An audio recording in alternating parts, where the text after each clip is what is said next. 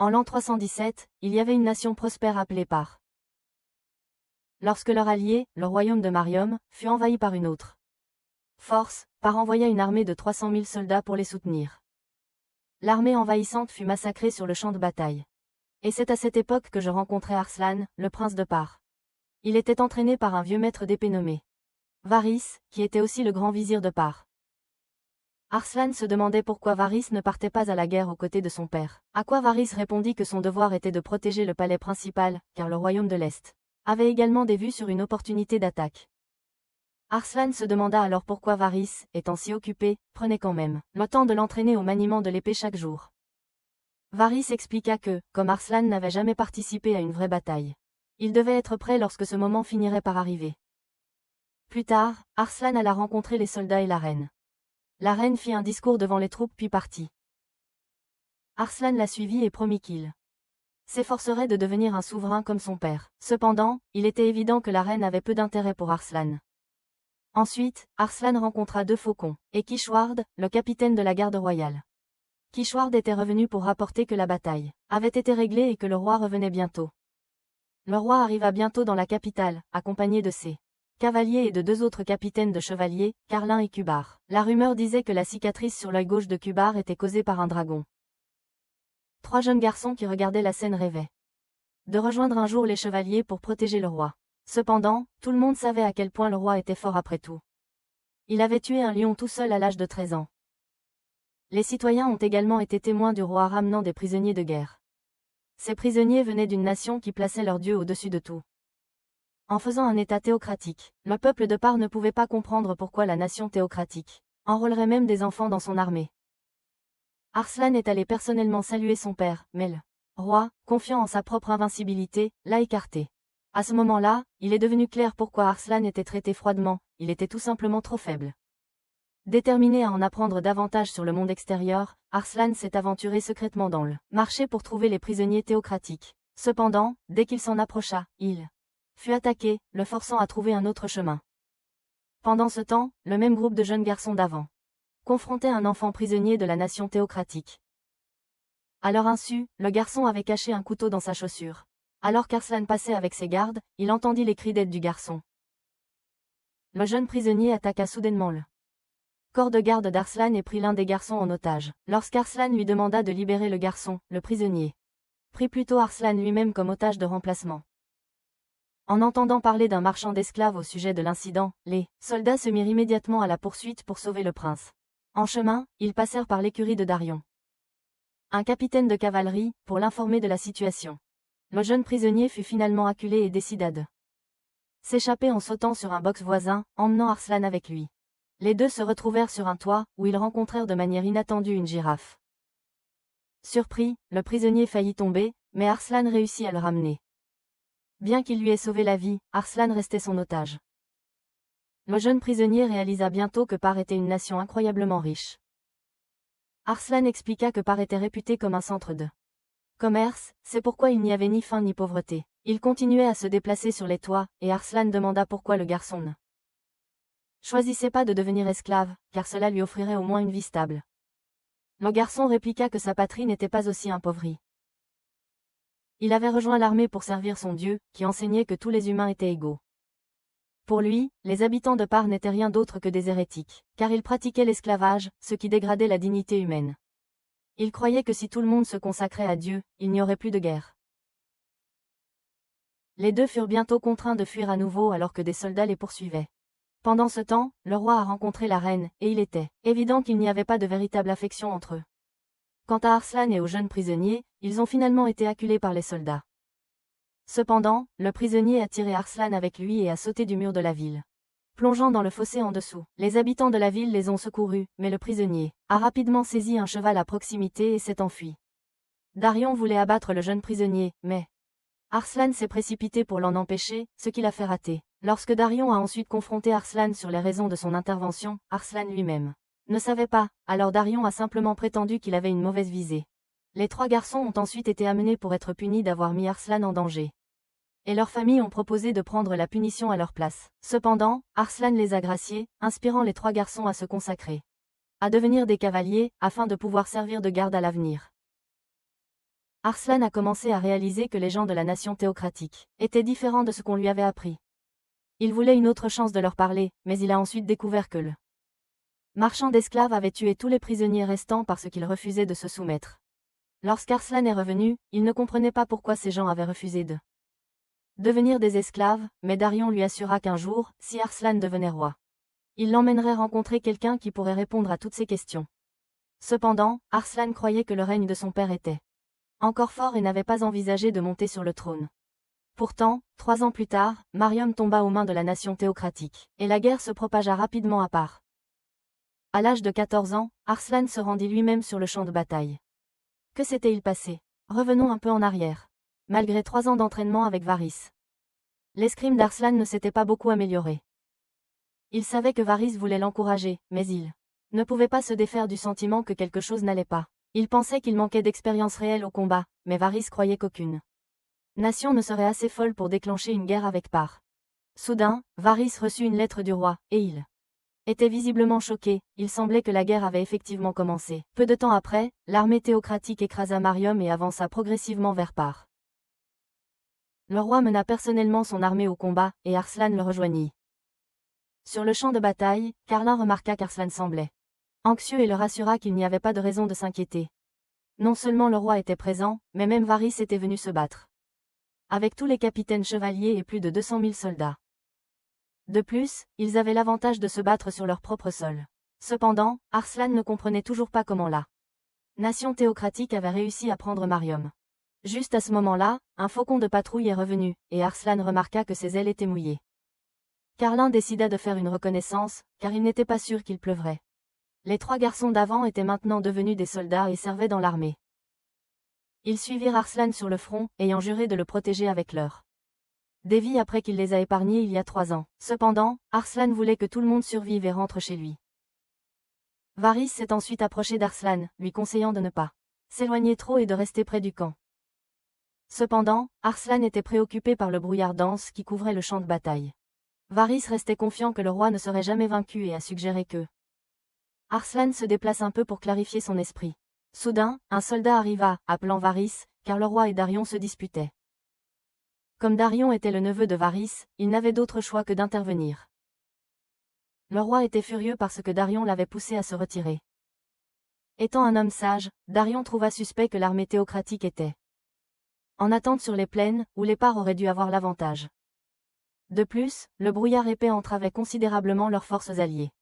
Cela amena Darion à soupçonner que l'ennemi avait tendu un piège. Il supplia donc le roi de considérer un retrait pour assurer leur sécurité. Le roi refusa de croire que la nation théocratique connaissait si bien les Pars. Mais Darion soupçonnait qu'ils avaient un espion, ou que certains prisonniers évadés avaient révélé des informations sur le pays. Cependant, le roi balaya les paroles de Darion comme des absurdités sans fondement. En conséquence, il dépouilla Darion de son titre de chevalier capitaine et l'expulsa. Il a alors exigé de savoir pourquoi Arslan était même là. Varys est intervenu et a giflé son neveu pour avoir osé contester le roi. Il a ensuite supplié le roi de pardonner à Darion. Et Darion a également baissé la tête en signe d'excuse. À contre-cœur, le roi a donné à Darion une chance de se racheter, en l'assignant à la formation principale de bataille. Alors que Darion partait, il s'est excusé auprès d'Arslan de lui avoir fait du souci. Cependant, même Carlin avait hésité sur cette question, c'est pourquoi Darion avait pris la parole avec le roi, pleinement conscient qu'il serait puni pour cela. Arslan a ensuite été rappelé à sa position, tandis que Darion remarquait que le roi semblait quelque peu indifférent envers Arslan. Varys conseilla à son neveu de réfléchir attentivement avant de parler, compte tenu de sa nature franche. Il demanda ensuite à Darion si Arslan ressemblait à la reine ou au roi. À quoi Darion répondit qu'Arslan tenait de sa mère. Varys semblait contempler quelque chose et demanda à Darion de jurer fidélité à Arslan quoi qu'il arrive. Darion jura sur son épée, ce qui rassura Varys. Immédiatement après, le signal d'attaque fut donné. Le roi mena son armée sur les plaines et Carlin rapportait que la zone devant avait été soigneusement explorée. Les forces ennemies n'étaient que la moitié de leur taille et étaient positionnées à 250 mètres devant eux. Le roi cria alors son cri de guerre et chargea en avant avec ses soldats. L'armée théocratique les attendait avec un sourire triomphant. Les forces parsiennes tombèrent immédiatement dans un ravin que l'armée théocratique avait secrètement creusé à l'avance. Alors que les soldats tombaient, ils réalisèrent que la fosse était remplie d'huile. Sans hésiter, l'armée théocratique lança des flèches enflammées, embrasant ceux qui étaient piégés en dessous dans les flammes. L'armée parthienne entra rapidement dans le chaos. Profitant du désordre, les forces théocratiques déployèrent leurs des archers montés sur les tours et à déchaîner un barrage implacable de flèches. Après avoir subi d'énormes pertes, l'armée théocratique a avancé pour un combat rapproché. Arslan a été contraint de fuir, tandis que les 3 jeunes soldats, qui lui avaient jadis juré fidélité, se lançaient dans la bataille. Arslan a rencontré un soldat ennemi, qui l'a fait tomber de son cheval. Il a brisé l'arme de l'ennemi puis a enfoncé la lance brisée dans le cheval du soldat, le faisant tomber avant de porter le coup fatal. C'était la première fois qu'Arslan tuait quelqu'un, le laissant complètement bouleversé. Il a appelé ses alliés les plus proches, mais il n'y avait que des cadavres autour de lui. Puis, il a vu que l'un des 3 jeunes soldats, qui avait juré de le protéger, avait péri. Pendant ce temps, Darion cherchait Arslan. Repérant un soldat ennemi ramassant le casque d'Arslan, il se précipita pour l'interroger. Arslan, cependant, se retrouva face à Carlin et réalisa rapidement qu'il était un traître en le voyant aux côtés de l'armée théocratique. Le roi, ayant entendu que Carlin avait disparu, ordonna à ses hommes de le chercher. Pendant ce temps, Carlin attaquait sans relâche Arslan, affirmant que le garçon n'avait rien fait de mal, mais était simplement condamné par les caprices du destin. Juste au moment où Carlin s'apprêtait à frapper, Darion arriva, se précipitant dans les rangs ennemis pour sauver Arslan. Plus tôt, Varys avait demandé à Darion de trouver et de protéger Arslan, lui assurant que il prendrait la responsabilité si le roi le punissait pour cela. Ainsi, la première bataille d'Arslan s'était transformée en cauchemar. Darion réalisa également que Carlin les avait trahis et l'avait délibérément envoyé faire un rapport au roi, seulement pour que le roi le dépouille de son titre. Carlin admit que Darion était un guerrier exceptionnel. C'est pourquoi il devait affaiblir son influence. Il avait initialement l'intention de renverser le roi et transformer Par en une nation avec une nouvelle idéologie. Carlin décida alors de se retirer, et Darion, incapable de le poursuivre, resta en arrière pour protéger Arslan. Pendant ce temps, Varys avait convaincu le roi de se retirer. Cependant, les espions de Carlin sabotèrent la retraite en tuant le messager et en répandant de fausses informations selon lesquelles le roi avait fui. Cela brisa la confiance des soldats en leurs dirigeants et écrasa leur morale. Kubar, jugeant le roi comme un lâche, choisit de l'abandonner, tandis qu'un autre commandant, Chapour, bien que furieux, croyait que le roi ne faisait que se retirer vers la capitale et exhortait tout le monde à se regrouper là-bas. Les deux se disputèrent et se défièrent même, mais avec l'ennemi qui avançait toujours en avant, ils n'avaient d'autre choix que de se battre d'abord et de régler leurs différends plus tard. En une seule journée, l'ancienne armée fière de Par subit une défaite dévastatrice. Alors que le roi et Varys se retiraient, ils furent embusqués et frappés par une pluie de flèches ennemies.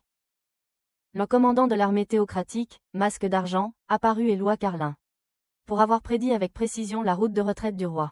Varys mena ses soldats dans une charge désespérée pour ouvrir un chemin pour le roi. Bien qu'il se battît vaillamment, il fut finalement tué d'un seul coup par Masque d'Argent. Le roi, désespéré de connaître l'identité de son agresseur, apprit que le Masque argenté nourrissait une profonde rancœur contre lui depuis 16 ans. Pendant ce temps, Darion donna à Arslan son cheval, expliquant qu'il était exceptionnellement rapide et garantirait la sécurité d'Arslan en cas de problème. Darion montrait un autre cheval à la place. Alors qu'ils voyageaient, ils rencontrèrent un soldat parthien, et le sauvèrent, s'enquérant de la situation.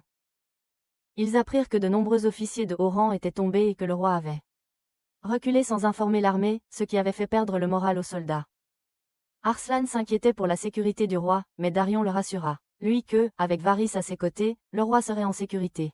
Pendant ce temps, les forces parthiennes émergèrent derrière un mur de feu pour attaquer le bastion de la nation théocratique. Cependant, ce n'était que leur dernière contre-attaque désespérée. À ce moment-là, 2 commandants de l'armée théocratique commencèrent à se demander si ils étaient vraiment choisis par Dieu, se rappelant comment ils avaient brûlé des enfants et des nourrissons vifs pendant la bataille de Mérion. Ils se demandaient si le divin bénirait de telles actions. Juste à ce moment-là, la nouvelle arriva que le roi de Par avait été exécuté. Pendant ce temps, Darion décida d'emmener Arslan rencontrer Narcisse, un ami que Arslan devait rencontrer auparavant. Narcisse faisait autrefois partie du conseil de Par, mais le roi l'a exilé pour avoir prôné des solutions sans sang versé pour la guerre. Comme le roi n'approuvait pas, Narcisse a été forcé de vivre en isolement dans les montagnes. En s'approchant, ils ont été soudainement attaqués et ont dû battre en retraite. Cependant, lorsque Darion a pris la parole, leur attaquant s'est révélé être Iléum, l'apprenti de Narcisse. Iléum les a alors conduits à la demeure de Narcisse. Darion a appelé Narcisse, qui est rapidement sorti pour leur faire face. Narcisse remarqua que Darion avait interrompu sa peinture, mais Darion le vit comme une bénédiction, étant donné à quel point l'œuvre de Narcisse était terrible malgré sa passion pour elle. Darion présenta ensuite Arslan à Narcisse, mais Narcisse se déclara simple ermite indigne de l'attention du prince. Il demanda ensuite à Iléum de préparer le dîner pour leurs invités. Arslan fut surpris par la peinture atroce de Narcisse. Pendant le dîner, Darion nota qu'il s'était écoulé 3 ans depuis que Narcisse avait quitté Par. Il profita de l'occasion pour parler à Arslan des réalisations passées de Narcisse. 5 ans auparavant, 3 nations alliées avaient tenté d'envahir Par. Le père de Narcisse était décédé, faisant de lui le nouveau seigneur. Quand il rencontra le roi, celui-ci demanda où étaient ses troupes. Narcisse expliqua qu'il avait libéré tous les esclaves de son domaine, réduisant ainsi son armée. Cependant, il prétendait avoir un plan pour vaincre les 3 nations sans avoir besoin de soldats du roi.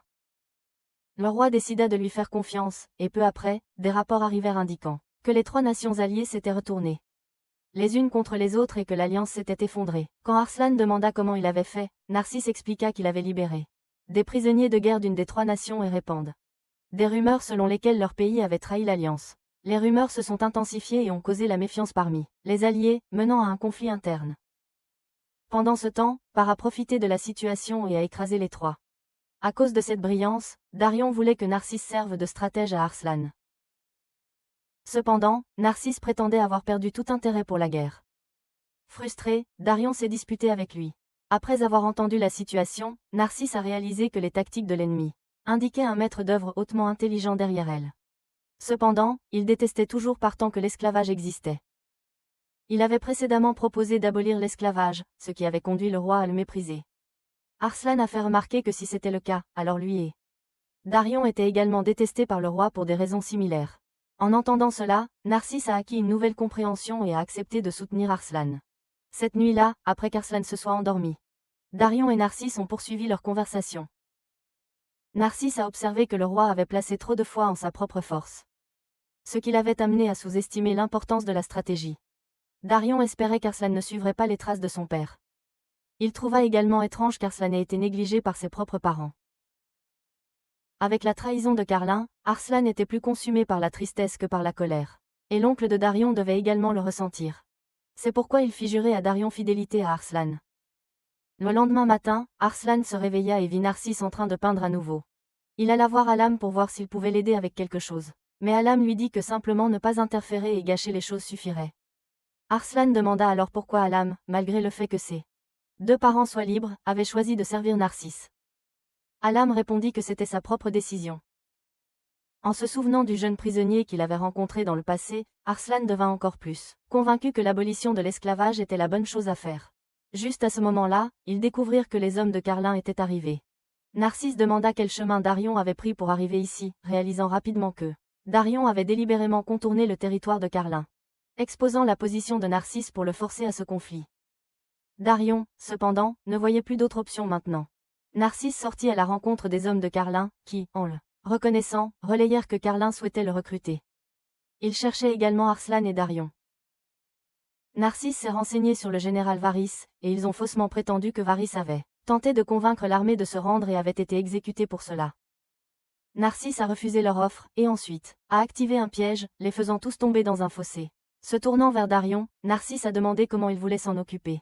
Sensing la colère de Darion à propos de la mort de Varys, Arslan était profondément attristé par la perte de son mentor. Mais Narcisse a décidé qu'il prendrait d'abord le petit déjeuner et réfléchirait ensuite. Pendant le repas, Narcisse a soudainement lancé une assiette, faisant tomber les captifs qui avaient essayé de sortir en s'empilant. Darion, toujours en deuil, n'avait pas d'appétit, et Narcisse remarqua qu'à cause de Darion, il devait maintenant trouver un nouvel endroit où rester. À ce moment-là, Arslan prit une décision. Il dit à Narcisse que s'il rejoignait sa cause, il ne serait pas récompensé par la richesse ou le statut, car cela ne gagnerait pas la loyauté de Narcisse, mais par ce qu'il désirait le plus. Lorsqu'Arslan deviendrait roi, il nommerait Narcisse peintre de la cour royale. Narcisse, amusé et convaincu, remarqua qu'Arslan n'était rien comme un brut ignorant de l'art tel que Darion. Darion, cependant, croyait que faire de Narcisse un peintre serait une tâche sûre l'art de la nation, mais Arslan a raisonné qu'il préférait que Narcisse le peigne, plutôt que de laisser la nation théocratique peindre son portrait commémoratif. Avant d'accepter, Narcisse voulait savoir si Arslan était prêt à aller contre son propre père pour l'accepter. Arslan a affirmé sa détermination, et avec cela, Narcisse a promis sa loyauté. Elam a également choisi de suivre Narcisse, mais Narcisse lui a demandé de préparer les chevaux et les fournitures, déclarant qu'un ami marchand au port lui fournirait du travail. Cependant, Elam, se sentant redevable envers Narcisse, a refusé de partir. Narcisse pensait qu'Elam était encore trop jeune, mais en vérité, Elam gérait la plupart des tâches ménagères mieux que lui. Arslan, amateur de la cuisine d'Elam, voulait aussi qu'il reste, et Darion était d'accord. Il remarqua qu'Arslan n'avait jamais eu de véritable ami auparavant, et espérait qu'Elam serait un bon compagnon pour lui. Une fois qu'ils furent complètement préparés, le groupe se mit en route. Pendant ce temps, les hommes de Carlin sortirent enfin du trou, pour découvrir que leurs chevaux et leurs provisions avaient été volés. Pourtant, ils croyaient que le groupe d'Arslan ne pourrait pas quitter la montagne puisque leur force était stationnée en bas.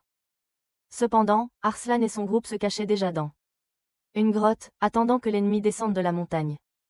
Narcisse comprenait qu'Arslan était inquiet pour la capitale, mais descendre maintenant signifiait une confrontation inévitable avec Carlin.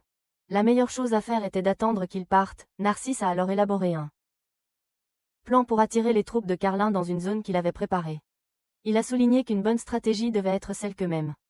Le guerrier le plus faible pouvait exécuter et réussir à remporter la victoire. L'excès de confiance et la force, tout en ignorant la stratégie, ne mèneraient qu'à une catastrophe, tout comme la bataille dans les plaines qu'Arslan n'oublierait jamais.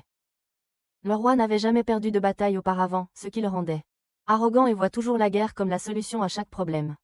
Si Arslan était comme son père, il partirait à tout moment. Narcisse a également averti Darion de ne pas tuer Carlin s'il le croisait, car il soupçonnait que Carlin détenait un secret important.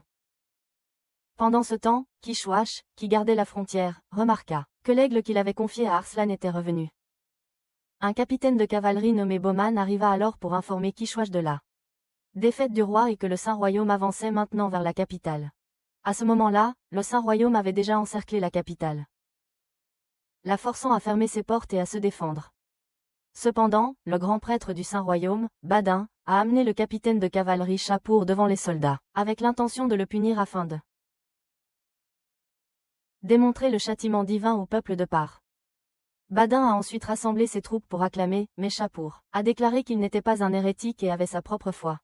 Il préférait mourir que de se soumettre à leur dieu misérable. Alors que Chapour était continuellement battu, il a crié à ses camarades soldats, les exhortant à lui tirer des flèches, car il préférait mourir aux mains de ses camarades plutôt que de ces bêtes barbares. Cependant, aucune flèche ne pouvait l'atteindre. À ce moment-là, un archer perché en haut d'une tour tira une seule flèche droit dans la tête de Chapour, lui permettant d'être libéré. La reine remarqua cet archer et ordonna à ses serviteurs de l'amener devant elle. Pendant ce temps, l'armée sainte lança son assaut, installant des échelles pour escalader la muraille et apportant des tours de siège pour contre-attaquer. La reine rencontra alors l'archer, qui se présenta comme Jiv, un musicien errant. Il prétendait avoir de nombreux talents et se vantait que ses compétences en tir à l'arc étaient au même niveau que celles des plus proches serviteurs de la reine. Cependant, une des servantes accusa Jiv d'être un imposteur, révélant qu'il avait. Elle lui avait auparavant fait croire qu'il était un prince. Jiv, cependant, avait sa propre façon d'expliquer, et la reine, comprenant son raisonnement, ne le punit pas pour avoir tué Chapour. Au contraire, elle voulait voir son talent musical. Jiv alors interpréta une chanson, mêlant musique et narration. Impressionnée, la reine le récompensa avec 200 pièces d'or, en retranchant une partie en punition pour sa tromperie. Pendant ce temps, Narcisse déduisit que la capitale avait dû être attaquée. Mais ses murs étaient trop solides pour être brisés de l'extérieur. La seule façon de la prendre était par l'intérieur. Sabotage, et le Saint-Royaume avait une méthode pour cela. Ils commencèrent à chanter, appelant les esclaves à l'intérieur de la capitale à se révolter. Bientôt, les esclaves commencèrent à se rebeller en masse pour saisir leur liberté. Leur nombre dépassait de loin celui des nobles, ce qui signifiait que la situation allait s'aggraver, et la capitale ne tiendrait probablement pas longtemps. Narcisse remarqua que peu importe à quel point la situation était urgente, les 4 d'entre eux ne pouvaient pas sauver la capitale à eux seuls. Le roi aurait dû libérer les esclaves avant que les choses n'en arrivent là. Le lendemain, l'armée sainte exposa les têtes tranchées des capitaines de cavalerie qui avaient combattu au combat devant les soldats Parsins. La reine s'est renseignée et a confirmé que la tête du roi n'était pas parmi eux. Les 2 capitaines restants dans la ville ont remarqué que la reine n'avait même pas demandé à propos d'Arslan, ce qui témoignait de la gravité de la situation. Ils ont ensuite entendu des nouvelles selon lesquelles les esclaves étaient progressivement influencés par l'ennemi. L'un d'eux s'est précipité pour éloigner les esclaves, craignant une rébellion. Cependant, peu après, les soldats ont rapporté qu'un groupe d'esclaves avait déjà révolté et essayé d'ouvrir les portes pour l'armée sainte. Le capitaine Barbu s'est précipité en avant, abattant les esclaves traîtres. Le capitaine Sam, en revanche, a soutenu que tuer 10 esclaves rebelles ne ferait que créer encore plus de rebelles. Les propriétaires d'esclaves, paniquant en entendant de nouveaux rapports de révolte, réalisèrent qu'ils ne pouvaient pas simplement emprisonner tous les esclaves car il ne resterait personne pour travailler. Cependant, les esclaves avaient déjà commencé à tuer leurs maîtres pour revendiquer leur liberté. Sam fut contraint de rencontrer la reine pour rapporter que les révoltes des esclaves s'intensifiaient hors de contrôle, poussant la situation vers une impasse. Il proposa d'offrir des récompenses et de changer leur traitement pour les apaiser. La reine croyait que cela affaiblirait les fondations du royaume, mais leur ennemi utilisait déjà cette fondation contre eux. Pendant ce temps, Ji vit que les choses s'aggravaient et décida qu'il devait partir bientôt. Il rencontra plus tard le grand vizir, qui voulait qu'il l'aide avec quelques tâches. Ji remarqua quelqu'un caché derrière le rideau, prêt à attaquer s'il déplaisait au vizir. Le vizir ordonna alors à Ji d'escorter la reine hors de la capitale par un passage secret. Cette nuit-là, Ji emmena la reine, pensant qu'en fin de compte, la famille royale n'était qu'une bande de lâches fuyant pour sauver leur vie. En même temps, Darion demanda combien de temps il comptait rester, à Quanars. Répondit qu'il était maintenant impossible de sauver la capitale. Au lieu de cela, leur objectif devrait être de capturer Carlin, car il était actuellement un atout précieux pour le Saint-Royaume. Cependant, le Saint-Royaume ne lui faisait probablement pas entièrement confiance, donc il agirait séparément. S'il pouvait le capturer, il pourrait découvrir ses raisons de trahison. Pendant ce temps, Jiv réalisa que la femme qui l'escortait était pas la reine, il pouvait distinguer les gens par leur odeur. Ne connaissant pas les véritables intentions du vizir, Jiv décida de ne pas l'escorter plus loin. À ce moment-là, elle sortit une dague pour l'attaquer.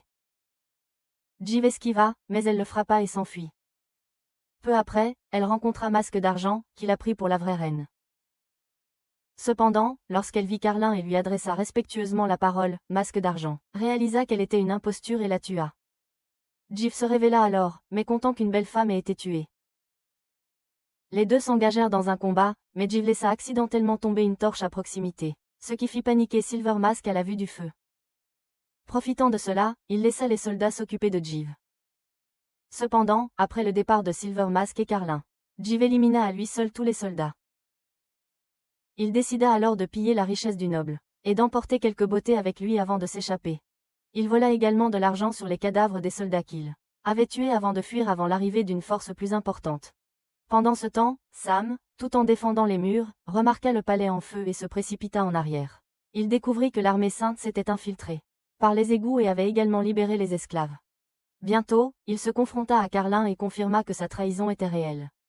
Carlin l'invita à servir le Saint-Royaume, mais Sam refusa et essaya de s'échapper, seulement pour être frappé par une flèche de Silver Mask. En même temps, le capitaine Barbu vit les esclaves ouvrir les portes et essaya de rassembler ses forces pour les arrêter. Cependant, l'ennemi avait déjà pénétré dans la ville, et la capitale était officiellement tombée. Le sort des figures dirigeantes restait incertain. On utilisait tous les stratagèmes derrière des mots d'accueil obscurs. Un autre regardait la capitale brûler depuis le ciel nocturne, et l'un cherchait désespérément la justice en laquelle il croyait. Quant au groupe d'Arslan, ils avaient officiellement commencé leur voyage. Pendant ce temps, le Saint-Royaume commençait à nettoyer la capitale et se préparait à amener leur roi. Peu après, une fois le palais entièrement sécurisé, la reine fut amenée devant le roi du Saint-Royaume. Selon les deux commandants, elle a déjà été fiancée à l'ancien grand vizir. Cependant, un certain roi l'avait enlevée. Ce roi était le frère aîné du roi sacré actuel. Cet homme avait tué son propre frère pour s'emparer du trône et de la reine, la rendant une femme qui apportait le désastre à tout homme avec qui elle était. Tout le monde était impatient de voir comment le nouveau roi la gérerait, car elle était une infidèle. Cependant, le nouveau roi semblait s'intéresser à elle. Peu de temps après, un soldat arriva pour rapporter à Guise, le grand vizir et frère cadet du roi sacré. Guise gérait les armes et les trésors du palais lorsqu'il entendit que son frère voulait faire de la reine de par sa femme, ce qui l'a mis en colère. Guise a confronté son frère, le mettant en garde sur le destin des hommes qui avaient été impliqués avec la reine. Cependant, le roi a rejeté ses préoccupations, affirmant que ces hommes avaient rencontré leur fin parce qu'ils étaient tous des infidèles. Guise est devenu encore plus en colère lorsque le roi a décidé d'accorder une partie du trésor royal au grand prêtre Baden. Plus tard, le Masque d'Argent a rendu visite à Guise, et les deux ont conspiré pour renverser le roi et installer Guise comme le nouveau souverain. Pendant ce temps, les soldats de l'armée sainte extorquaient ouvertement des biens aux citoyens. À ce moment-là, un garçon prisonnier d'il y a des années a refait surface, à la recherche de réponses. Il a visité un cirque, le même endroit où une girafe avait autrefois été gardée, pour s'enquérir du sort des prisonniers qui étaient restés derrière il y a 3 ans. Pendant ce temps, Carlin a reçu la nouvelle que Narcisse et Arslan s'étaient échappés. Masque d'Argent a ordonné à Carlin de s'en occuper personnellement, car il ne pouvait pas permettre à Narcisse de continuer à les mener par le bout du nez. Comme prévu, les généraux du Saint-Royaume ne voyaient toujours pas Carlin comme un allié, le considérant comme rien de plus qu'un traître méprisable. Pendant ce temps, le jeune homme continuait à poser des questions sur les esclaves qu'il avait été forcé de laisser derrière ce jour-là, mais personne n'avait de réponse. Il se souvenait d'Arslan du passé et croyait qu'Arslan pourrait savoir quelque chose. Mais le trouver maintenant était un défi. À proximité, un soldat remarqua une fille qui questionnait les mouvements de troupes de Carlin. Il l'informa que Carlin était en route pour s'occuper du prince, puis tenta de l'emmener de force. Le jeune homme vit cela et le suivit, seulement pour découvrir que le soldat avait été neutralisé par la fille. Le jeune homme se précipita alors et se présenta comme Edville, un garde royal, mais réalisa rapidement que la fille était en fait un jeune homme déguisé, Elam. Elam réussit rapidement à piéger Edville en l'entourant d'un groupe d'esclaves et s'échappa. Les esclaves, se sentant trahis après avoir ouvert les portes de la ville pour l'armée saintée, n'ayant rien reçu en retour, étaient en émoi. Elam a ensuite rapporté la situation au groupe d'Arslan. Narcisse soupçonnait que Carlin mettrait le feu au village pour attirer Arslan. Si Arslan continuait à se cacher, davantage de personnes innocentes mourraient. Arslan a refusé de laisser cela se produire et a décidé de confronter Carlin. Narcisse a pris en charge l'opération. Alors qu'ils préparaient leurs chevaux, Darion soupçonnait que Carlin amenait délibérément une grande force pour coincer Arslan, et Narcisse avait également déduit que Carlin avait prévu de faire cela depuis le début. Cependant, s'il voulait capturer le petit, il n'avait d'autre choix que d'entrer dans la tanière du tigre. Pendant ce temps, alors que Jeev voyageait, il remarqua un groupe de soldats de l'armée sacrée passant. Peu après, une belle femme croisa leur chemin. Pensant qu'elle rencontrerait les soldats, Jeev décida d'intervenir, espérant l'impressionner. Cependant, lorsqu'il arriva, il vit que la femme ne montrait aucune peur des soldats. Au contraire, elle tira à l'arc et les abattit en partant. Intrigué, Jeev la suivit et lui cria, se présentant comme musicien et louant sa beauté. Cependant, elle trouva ses compétences poétiques plutôt insuffisantes. Elle se présenta comme Pharon, une prêtresse en mission pour atteindre la capitale. En entendant que la capitale était tombée, elle réalisa qu'elle n'avait aucun moyen de revenir et devait plutôt trouver le prince Arslan. À ce moment-là, Carlin attaqua un village, déclarant que quiconque abritait le prince serait exécuté. Pharon demanda à Jeev s'il savait où se trouvait Arslan, mais il prétendit ne pas le savoir, ce qui la poussa à partir. Jeev, cependant, la poursuivit, voulant savoir pourquoi elle cherchait le prince. Elle expliqua que le temple où elle servait avait été établi peu après la naissance d'Arslan et qu'il était censé le représenter. Les membres de haut rang du temple l'avaient envoyé pour trouver et servir Arslan, mais elle savait qu'il voulait simplement la renvoyer par jalousie de ses talents. Jeev lui suggéra que si la mission ne lui plaisait pas, elle devrait l'abandonner. Mais Pharon admit qu'elle voulait sincèrement trouver Arslan pour aider à reconstruire le royaume et chasser l'armée sainte, car elle détestait leur barbarie. Quand Jeev commença à parler trop, Pharon accéléra pour le semer. Les deux voyagèrent ensemble jusqu'à la tombée de la nuit, échangeant davantage. Finalement, Pharon accepta de laisser Jeev l'accompagner, à condition qu'il prête allégeance à Arslan. Cependant, Jeev ne pouvait pas promettre une allégeance absolue. Alors que Pharon et Jeev continuaient, ils aperçurent les soldats de Carlin passer. Croyant que Carlin pourrait savoir quelque chose sur le lieu où se trouvait Arslan, Pharon décida de les suivre. Pendant ce temps, Carlin avait capturé un homme qui avait précédemment transporté des fournitures pour le groupe d'Arslan. L'homme affirma qu'il avait été pris en train de voler et qu'il avait été puni pour cela. Espérant échanger des informations contre une récompense, il révéla qu'Arslan était recherché. Carlin fut surpris d'apprendre que le groupe d'Arslan ne comptait que 4 personnes. Mais il soupçonnait que cet homme était l'un des espions de Narcisse. Refusant de croire ses paroles, Carlin l'a exécuté et a plutôt déduit que le groupe d'Arslan se dirigeait vers le nord pour retrouver Kishward à l'est. Cependant, à mesure qu'ils avançaient, les forces de Carlin sont tombées dans un piège tendu par Narcisse, qui les avait attirés dans une gorge étroite pour le combat. Narcisse rencontra bientôt Pharon et, en se présentant, elle s'excusa en réalisant qu'il servait aussi Arslan. Il donna immédiatement des ordres à elle et à Jeev, leur faisant confiance en tant qu'alliés. Jeev, qui se cachait, fut contraint de se révéler lorsqu'il fut découvert. Pendant ce temps, Elam a remis à Arslan un arc comme arme temporaire. Alors que la bataille commençait, Arslan se tenait directement devant Carlin. Lorsque les soldats de Carlin se sont précipités sur lui, Arslan les a abattus, avec son arc tandis qu'Elam lançait des pierres depuis une position cachée. Narcisse éliminait des ennemis dans l'ombre pour semer le chaos. Pharon tirait des flèches depuis la forêt et Djiv se précipitait à cheval pour le combat rapproché. L'ennemi, incapable de déterminer combien d'adversaires ils affrontaient, est tombé dans la panique et a perdu le moral. Carlin s'est personnellement précipité sur Arslan, mais Elam a laissé tomber des pierres en criant le nom de Darion, faisant fuir les troupes ennemies dans la terreur. Avec ses soldats en retraite, Carlin atteignit Arslan juste au moment où il manquait de flèches. Arslan exigea de savoir pourquoi Carlin avait trahi Par alors qu'il n'avait jamais été maltraité. Cependant, Carlin refusa de répondre et simplement dit à Arslan de mourir, le considérant comme un traître. Avant que Carlin ne puisse frapper, Darion intervint, et les deux guerriers se déplacèrent vers un endroit isolé pour un duel. Darion feignit une ouverture, incitant Carlin à attaquer, mais il inversa alors sa lance et poignarda Carlin dans le ventre. Alors que Carlin titubait, il tenta de se stabiliser avec son lance, mais finalement est tombé, avec l'arme perçant sa gorge. Dans ces derniers instants, Carlin a révélé que le roi était toujours en vie. Il était étonné qu'Arslan ait rassemblé des alliés si capables et est devenu convaincu que le véritable roi reprendrait un jour son trône. Le groupe a informé Arslan de la survie du roi, élevant la possibilité qu'il puisse se réunir avec lui. Pharon s'est ensuite incliné devant Arslan, et en apprenant qu'elle était prêtresse, Arslan a demandé qu'elle prie pour les soldats tombés et même pour Carlin. Elle a accepté, mais Djiv s'est moqué de la nature particulière de la famille royale, trouvant absurde qu'Arslan prie pour un traître. Bien qu'il fût prêt à rester pour Pharon, il a clairement fait savoir qu'il partirait si les choses tournaient mal. Nars a décidé de retourner à la capitale pour évaluer la situation du pays. Pendant ce temps, Silver Mask a confronté le roi, révélant sa véritable identité en tant que Hermès, le fils de l'homme que le roi avait tué pour s'emparer du trône. Cela faisait de lui le neveu du roi et l'héritier légitime de Par. Cependant, le roi s'est simplement moqué de lui et Hermès est parti. Il a ensuite rencontré une figure mystérieuse qui l'a informé de la défaite de Carlin. Le lendemain, Darion et Nars ont infiltré la capitale pour faire des reconnaissances. La ville avait subi des destructions importantes. Pendant ce temps, le roi saint a rendu visite à la reine de manière inattendue pour lui professer son amour, mais elle est restée silencieuse, se considérant toujours comme une veuve. Furieux de son rejet, Boden l'a déclarée infidèle, méritant l'exécution. Cependant, comme il ne pouvait pas agir directement contre elle, il a plutôt ordonné la destruction de tous les 12 millions de documents historiques de Par stockés dans le palais.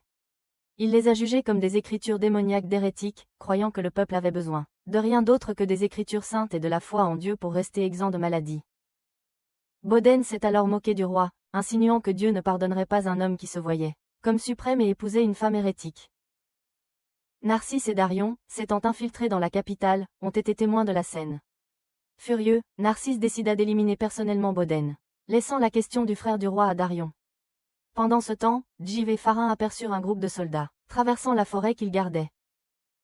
Arslan, inquiet qu'il soit seul en territoire ennemi, exprima ses préoccupations. Mais un agneau le rassura qu'ils étaient très compétents.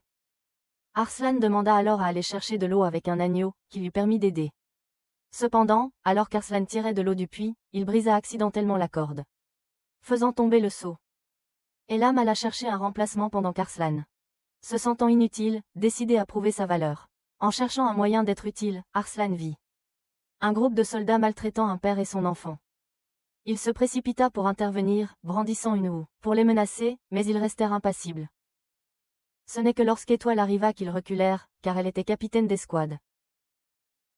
Reconnaissant Arslan, Étoile fut choquée qu'il soit encore en vie. Elle était maintenant officier militaire plutôt qu'esclave, confiante dans sa position.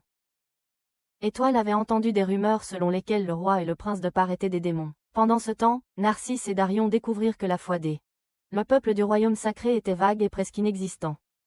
Leurs écritures parlaient d'une terre promise destinée à leurs croyants, justifiant leur invasion et leur occupation. Les bénédictions de Dieu n'étaient qu'un prétexte pour la conquête. Arslan, perplexe face à cette contradiction, demanda à Étoile pourquoi le royaume sacré prêchait l'égalité, mais traitait toujours les Parsines injustement, même après leur conversion. Étoile n'avait pas de réponse.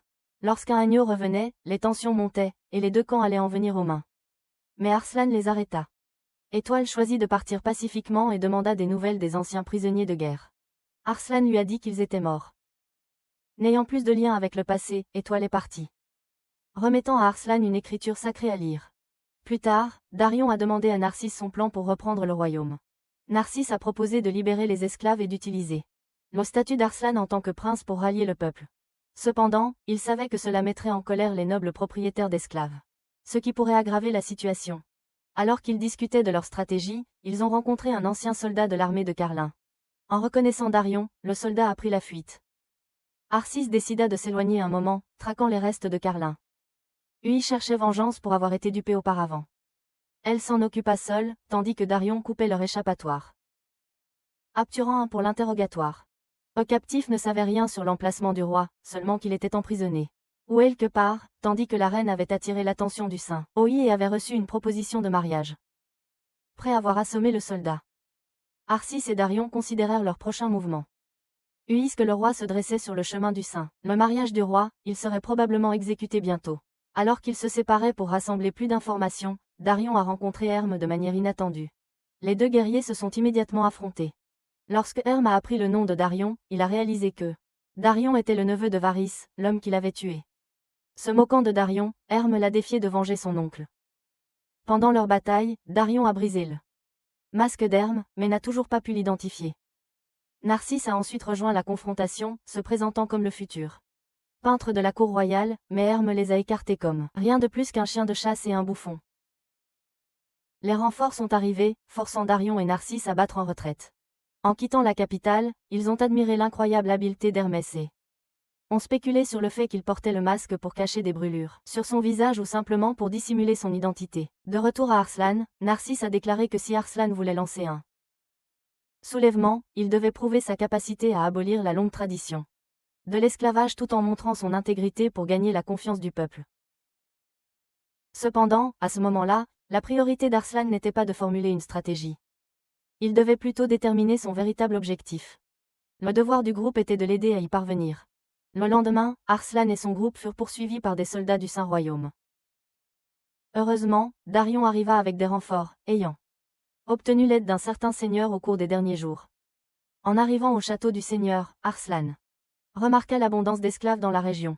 Le seigneur accueillit personnellement Arslan, exprimant son soulagement que le prince ait survécu après avoir entendu parler de la chute de la capitale. Il accueillit Arslan avec un festin somptueux, bien que Djiv et les autres réalisèrent immédiatement son véritable intention de gagner les faveurs d'Arslan. Le seigneur a même proposé de marier sa fille à Arslan. Lorsqu'on lui a demandé ses projets, Arslan a déclaré son intention d'abolir l'esclavage et de recruter davantage de partisans. Le seigneur a souri extérieurement, mais plus tard dans la nuit, il a séparé Arslan des autres, sauf de Pharon. Darion souhaitait rester aux côtés d'Arslan, mais Nars lui a fait signe de reculer. Plus tard, le seigneur est venu discuter des affaires avec Arslan en privé, tandis que Nars et les autres, conscients de la séparation, ont décidé de jouer le jeu pour l'instant, car se faire un ennemi à ce stade serait problématique. Pendant ce temps, Djiv a détecté un intrus, pour découvrir que c'était Arslan lui-même qui avait escaladé pour transmettre l'ultimatum du seigneur. Il n'appuierait Arslan que si le prince épousait sa fille, ou s'il acceptait de maintenir le système esclavagiste. Arslan a prévu de donner sa réponse le lendemain, et Nars lui a conseillé d'être prêt à partir à tout moment, en gérant le reste lui-même. Il a chargé Djiv d'accompagner Arslan et de transmettre un message à Pharon. Lorsque Djiv a rencontré Pharon, il a failli être jeté par la fenêtre, avant que tous deux ne remarquent des mouvements inhabituels parmi les soldats. Vers la même période, Elam est revenu et a informé Nars qu'il avait trouvé de l'encens anesthésiant dans le plafond. Avec des rapports d'activité militaire suspectes, ils ont commencé à se préparer à agir. Peu après, le seigneur a rendu visite à Arslan à nouveau, proposant de éliminer les menaces potentielles à son règne, Nars et Darion. Il considérait Nars comme dangereux à cause de sa façon de penser. Cependant, Arslan a choisi de faire confiance à Nars plutôt qu'au seigneur, car Nars lui avait fourni un refuge sans recourir à la coercition armée. Arslan a appelé son groupe à partir, convaincu que le seigneur était assez sage pour ne pas agir contre eux. Cependant, en partant, le seigneur a assigné 2 soldats pour escorter le cheval d'Arslan. Pharon a rapidement remarqué qu'il portait des dagues cachées et a confronté le seigneur. À ce moment-là, le seigneur a révélé son vrai visage et a ordonné une attaque. Heureusement, tout le monde dans le groupe d'Arslan était capable de se défendre. Et Elam avait précédemment saboté les cordes des arcs des soldats. Malgré ce revers, le seigneur a quand même ordonné à ses hommes de se battre à l'épée, poussant Darion à l'intimider. Lorsque le seigneur a tenté de frapper Arslan directement, Darion a été contraint de le tuer. Avec leur chef mort, les soldats ont perdu leur volonté de se battre. En partant, Arslan a libéré tous les esclaves du château. Cependant, au lieu de gratitude, les anciens esclaves lui en ont voulu pour avoir tué leur maître. Darion a dû escorter Arslan, tandis que Nars avait déjà anticipé cette réaction. Il lui avait permis de l'expérimenter lui-même, sachant que le prince ne l'aurait pas cru autrement. Bien que l'esclavage fût dur, il offrait au moins aux esclaves un moyen de survivre. Pourtant, Nars rassura Arslan, lui disant de ne pas perdre courage. Car le chemin qu'il avait choisi était le bon, et il l'aiderait à l'accomplir. Darion demanda alors leur prochaine destination, à laquelle Nars répondit que il se dirigerait vers l'est, vers la forteresse de Kishward. Pendant ce temps, Gis apprit que le clergé, encouragé par le soutien de Boden, avait commencé à tuer des gens de manière indiscriminée. Il a immédiatement envoyé des forces pour les réprimer, en utilisant la force si nécessaire. Gis a alors confronté Boden, lui enjoignant que ses actions pourraient déclencher un coup d'État. Cependant, Boden est resté impassible, croyant que les forces du Saint-Royaume surpassaient encore leurs ennemis. Peu après, les chevaliers du temple au service du grand prêtre Boden sont entrés dans la capitale. Pendant ce temps, il a été révélé que Sam était toujours en vie. Il n'avait aucune idée pourquoi il avait été épargné. Hermès s'est approché de lui, affirmant qu'il devrait s'agenouiller devant lui. Cependant, Sam a déclaré qu'il ne s'agenouillerait que devant le vrai roi de Par. En réponse, Hermès a révélé sa véritable identité, choquant Sam, qui croyait qu'Hermès avait péri dans le grand incendie il y a 16 ans. À cette époque, Arslan voyageait encore sur un long et difficile chemin pour éviter les embuscades en se dirigeant vers l'est. En chemin, il demanda à Ilham quel genre d'avenir il souhaitait pour lui-même. Ilham répondit qu'il laisserait son avenir entre les mains de Narcisse. Jiv observa qu'Arslan était différent de tout noble qu'il avait rencontré. Car le jeune prince se souciait réellement de ses vassaux. Pendant ce temps, Hermès se souvenait du jour où il avait fièrement dit à son père qu'il avait tué un lion tout seul et qu'il était digne du trône. Pourtant, le roi avait mis le feu au château, menant à la catastrophe pour le père et le fils. Une servante s'approcha alors d'Hermès, l'informant que quelqu'un était venu le voir. Il rencontra bientôt Zander, le fils de Carlin. Zander jura fidélité à Hermès et demanda la permission d'éliminer Arslan et Darion pour venger son père. Peu de temps après, Pharon reçut une prémonition divine d'un poursuivant assoiffé de sang se rapprochant d'eux. Le groupe décida rapidement de fuir, mais peu après, ils reçurent des nouvelles que l'ennemi se rapprochait rapidement. Darion choisit de rester et de se battre pendant que les autres se concentraient sur la mise en sécurité d'Arslan. Cependant, pendant la retraite, Pharon et Narcisse se sont séparés du groupe. Pharon est revenu en arrière pour aider Darion, sachant que même lui aurait du mal à affronter tout un bataillon seul.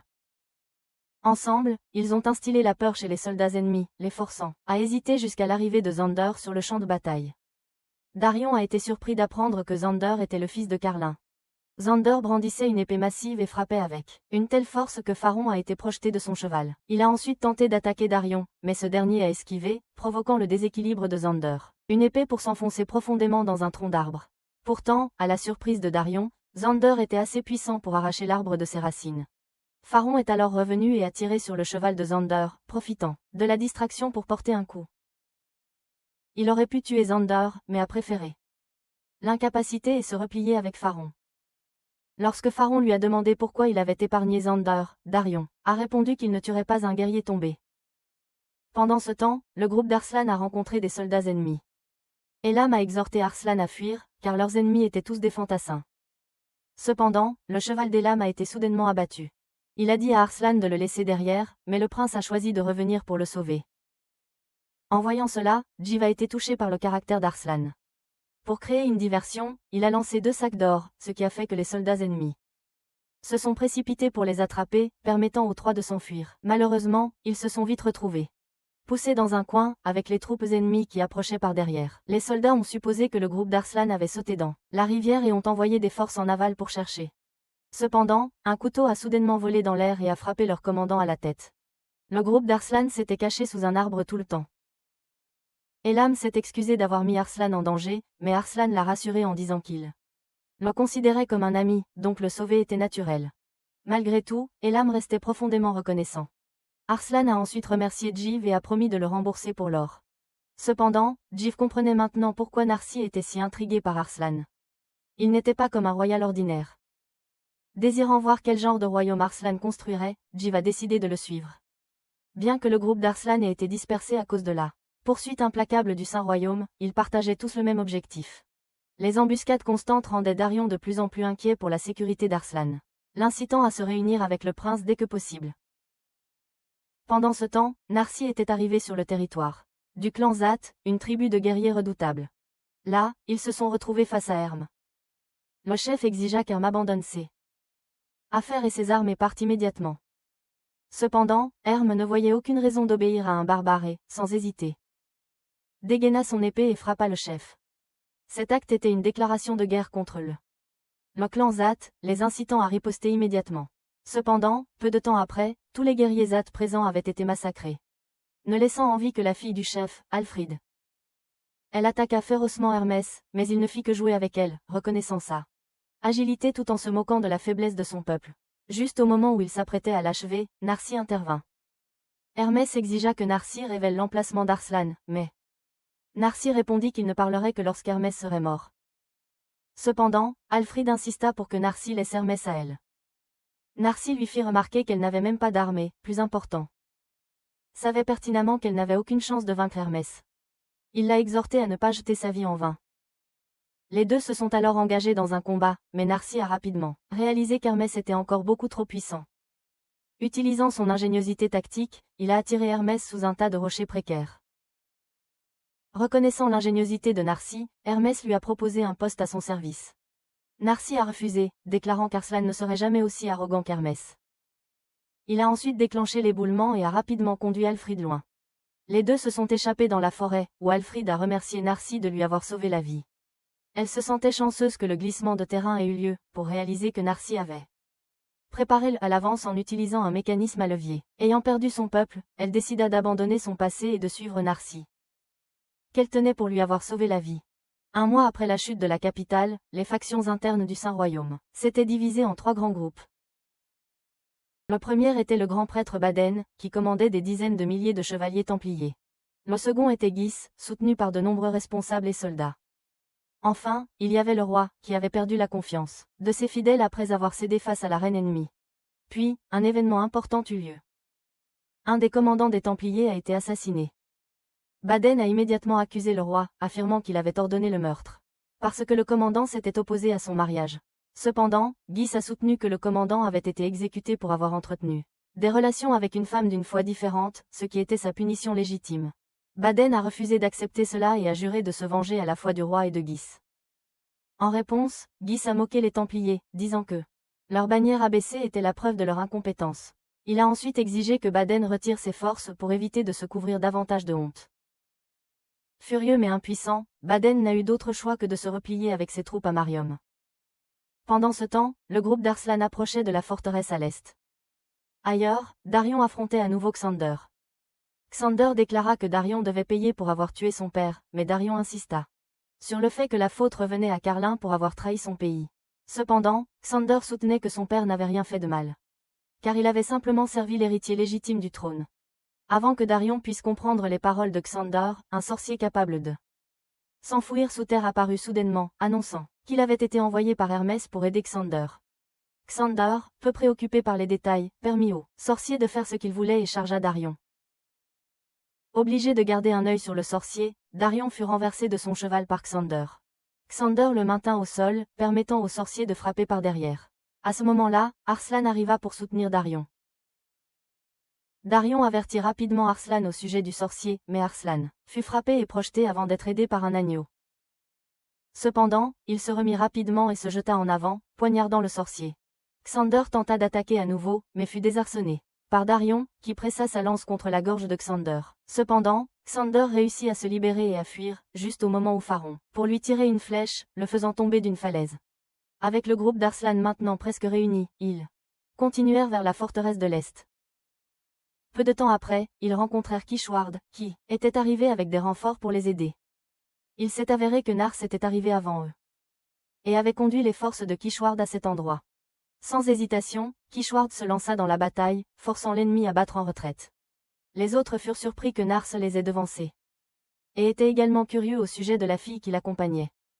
En se présentant, Elfried a fièrement déclaré qu'elle était la future épouse de Nars malgré les 10 ans d'écart entre eux. Cette forteresse orientale servait de bastion frontalier pour part. Comme elle n'avait pas participé à la défense de la Capitale, elle abritait maintenant la plus grande force restante à part. Alors que le groupe d'Arslan entrait, les soldats l'accueillaient avec enthousiasme. Darion, ayant été séparé du groupe, était incertain de ce qui s'était passé entre-temps. Jiva plaisantait en suggérant que Nars n'avait pas pu résister à la tentation, mais Nars a clarifié qu'il avait simplement sauvé Elfried, et elle s'était accrochée à lui depuis. Nars informa alors Darion qu'Hermès était apparu, et que toutes les attaques sur leur voyage ici avaient été orchestrées par lui. Arslan retrouva plus tard Bowman et décida de lancer une contre-attaque avec les 80 000 soldats stationnés à la forteresse pour reprendre la capitale. Cette nuit-là, Hermès était furieux qu'Arslan ait réussi à s'échapper à la dernière minute. Pendant ce temps, Jiv était frustré après tous ses efforts pour impressionner. Seulement pour que Faron passe plus de temps avec Darion. Quand Arslan s'excusa s'il avait contrarié Jiv écarte l'inquiétude, disant que plus le chemin de la conquête est difficile, plus le résultat est gratifiant. Ailleurs, Elfried et Alam avaient commencé à se disputer, car tous deux éprouvaient des sentiments pour Nars et n'aimaient pas que l'autre soit constamment près de lui. Elfried se plaignit plus tard à Faron, disant que les efforts de Nars pour reconstruire la nation ne feraient que permettre à plus de nobles de prendre le pouvoir. Faron, cependant, souligna qu'Elfried savait très bien que Nars devenait exactement le genre d'homme qu'elle admirait, d'où le fait qu'elle le suivait si assidûment. Cependant, puisque Nars était actuellement concentré sur les affaires nationales, Elfried devait d'abord prouver son utilité. En même temps, Arslan confia à Kishward sa vision pour l'avenir, déclarant qu'il abolirait le système d'esclavage en place depuis longtemps. Il comprenait que de nombreux nobles s'opposeraient à cela, mais il était déterminé à améliorer la nation sinon cette guerre serait sans sens. Kishward respecta la décision d'Arslan et lui souhaita du succès. Cependant, le lendemain matin, Bowman annonça de façon inattendue qu'ils ne pouvaient pas mobiliser leurs troupes en raison de problèmes non résolus. Nars, le voyant à travers, remarqua que Bowman n'avait jamais personnellement mené une campagne, et cherchait simplement à profiter de ces années de déclin en paix. Après la réunion, Kishward révéla qu'avant la bataille sur les plaines, Bowman avait reçu une lettre après laquelle son attitude avait complètement changé. Darion se souvenait aussi de l'instruction mystérieuse de Varys de protéger Arslan à tout prix, et se demandait pourquoi son oncle avait fait une telle demande urgente. La vérité était que Bowman avait découvert un secret choquant sur Arslan, et à cause de cela, il ne pouvait pas se résoudre à le suivre. S'il était resté dans l'ignorance, il aurait pu servir Arslan sans hésitation. Ce soir-là, plongé dans ses pensées, Arslan se tenait seul au sommet des murs de la forteresse, seulement pour se retrouver face à face avec Herm. Herm avait dépensé tant d'efforts à traquer Arslan, et maintenant, par pur hasard, il l'avait trouvé debout seul sans aucune garde. Reconnaissant Herm, Arslan dégaina immédiatement son épée en défense. Cependant, Hermès n'avait pas l'intention de le tuer sur le champ. Au lieu de cela, il menaça de lui couper les bras et les jambes d'abord. Arslan était complètement dépassé, jeté autour de lui sans effort par Hermès. Désespéré, il sortit une torche, et Hermès recula visiblement. Réalisant qu'Hermès avait peur du feu, Arslan profita de son avantage. Juste à ce moment-là, les gardes d'Arslan arrivèrent, forçant Hermès à se battre contre Narcisse, Darion et Kishward. Cependant, en apprenant la véritable identité d'Hermès, les trois hésitèrent, lui permettant de les dépasser et de charger vers Arslan. À ce moment critique, Bowman intervint, prenant le coup à la place d'Arslan. Choqué de revoir Hermès, Bowman révéla qu'il avait autrefois été le mentor d'Hermès. Il expliqua qu'il protégeait Arslan, car Varys lui avait confié ce devoir. Espérant la clémence, il supplia Hermès de se retirer. Il ordonna ensuite à tout le monde de ne pas poursuivre Hermès, révélant qu'Hermès était le dernier membre restant de la lignée royale parse. Avant de rendre son dernier souffle, Bowman s'excusa auprès d'Arslan, et exprima son souhait qu'il devienne un roi juste. Emportant le secret que Varys avait découvert dans sa tombe, Bowman s'éteignit. À ce moment précis, un rapport urgent arriva. Le royaume de l'Est mobilisait ses forces pour une attaque. Pendant que les autres réfléchissaient à la manière de répondre, Arslan semblait quelque peu distrait par la situation à venir. Il fut surpris lorsqu'on l'appela et déclara qu'il intercepterait l'armée du royaume de l'Est juste là. Nous rencontrons ensuite Rajen, le deuxième prince du royaume de l'Est. Rajen croyait que Pars était en pleine tourmente, faisant de cela une occasion parfaite. Mais son propre royaume n'était pas beaucoup mieux, car le roi avait juste été déposé et le prince héritier était plutôt incompétent. Rajen voulait prouver qu'il était plus digne du trône. Pendant ce temps, Darion et Nars ont dit à Arslan de rester en arrière, dans la forteresse et d'attendre de bonnes nouvelles de leur part. Bien qu'Arslan ait accepté, tous deux savaient qu'ils voulaient rejoindre la bataille d'une manière ou d'une autre. Il était trop gentil, mais la gentillesse à elle seule ne suffisait pas pour être roi. Même si Herm a réalisé qu'Arslan était maintenant seul avec ses gardes absents sur le champ de bataille, il a tout de même choisi de se retirer plutôt que d'essayer un autre assassinat. Darver, quant à lui, se demandait pourquoi il n'amenait que 10 000 soldats contre 50 000 ennemis. Nars a expliqué qu'ils avaient tous les trois facteurs cruciaux, la faveur du ciel, l'avantage du terrain et l'unité. Premièrement, la faveur du ciel, les troupes ennemies étaient habituées à les climats chauds et se fatiguaient rapidement dans le froid de ces montagnes. Deuxièmement, l'avantage du terrain, leur connaissance du terrain leur permettait de mettre en place une stratégie d'encerclement. Enfin, l'unité, l'ennemi a soudain découvert que l'armée du prince héritier était arrivée pour éliminer son jeune frère de la course au trône. Cependant, ce n'était qu'une ruse orchestrée par Narcès pour semer la discorde au sein des rangs ennemis. Être entouré à la fois par des menaces internes et externes plongea l'ennemi dans le chaos, les empêchant de se battre correctement. Le prince Ragen et ses forces ont alors été repoussés sur un lac gelé, où ils se sont retrouvés piégés. Nars et Derion ont alors confronté Ragen, cherchant à le faire prisonnier et à maîtriser ses forces. Mais Ragen a résisté et a tenté de s'enfuir, jusqu'à ce qu'Elfried le capture. Une fois ramené au fort, Ragen a été présenté devant Arslan. Arslan a demandé une négociation, mais Ragen, lié par des cordes, a soutenu qu'il n'avait pas le droit de négocier.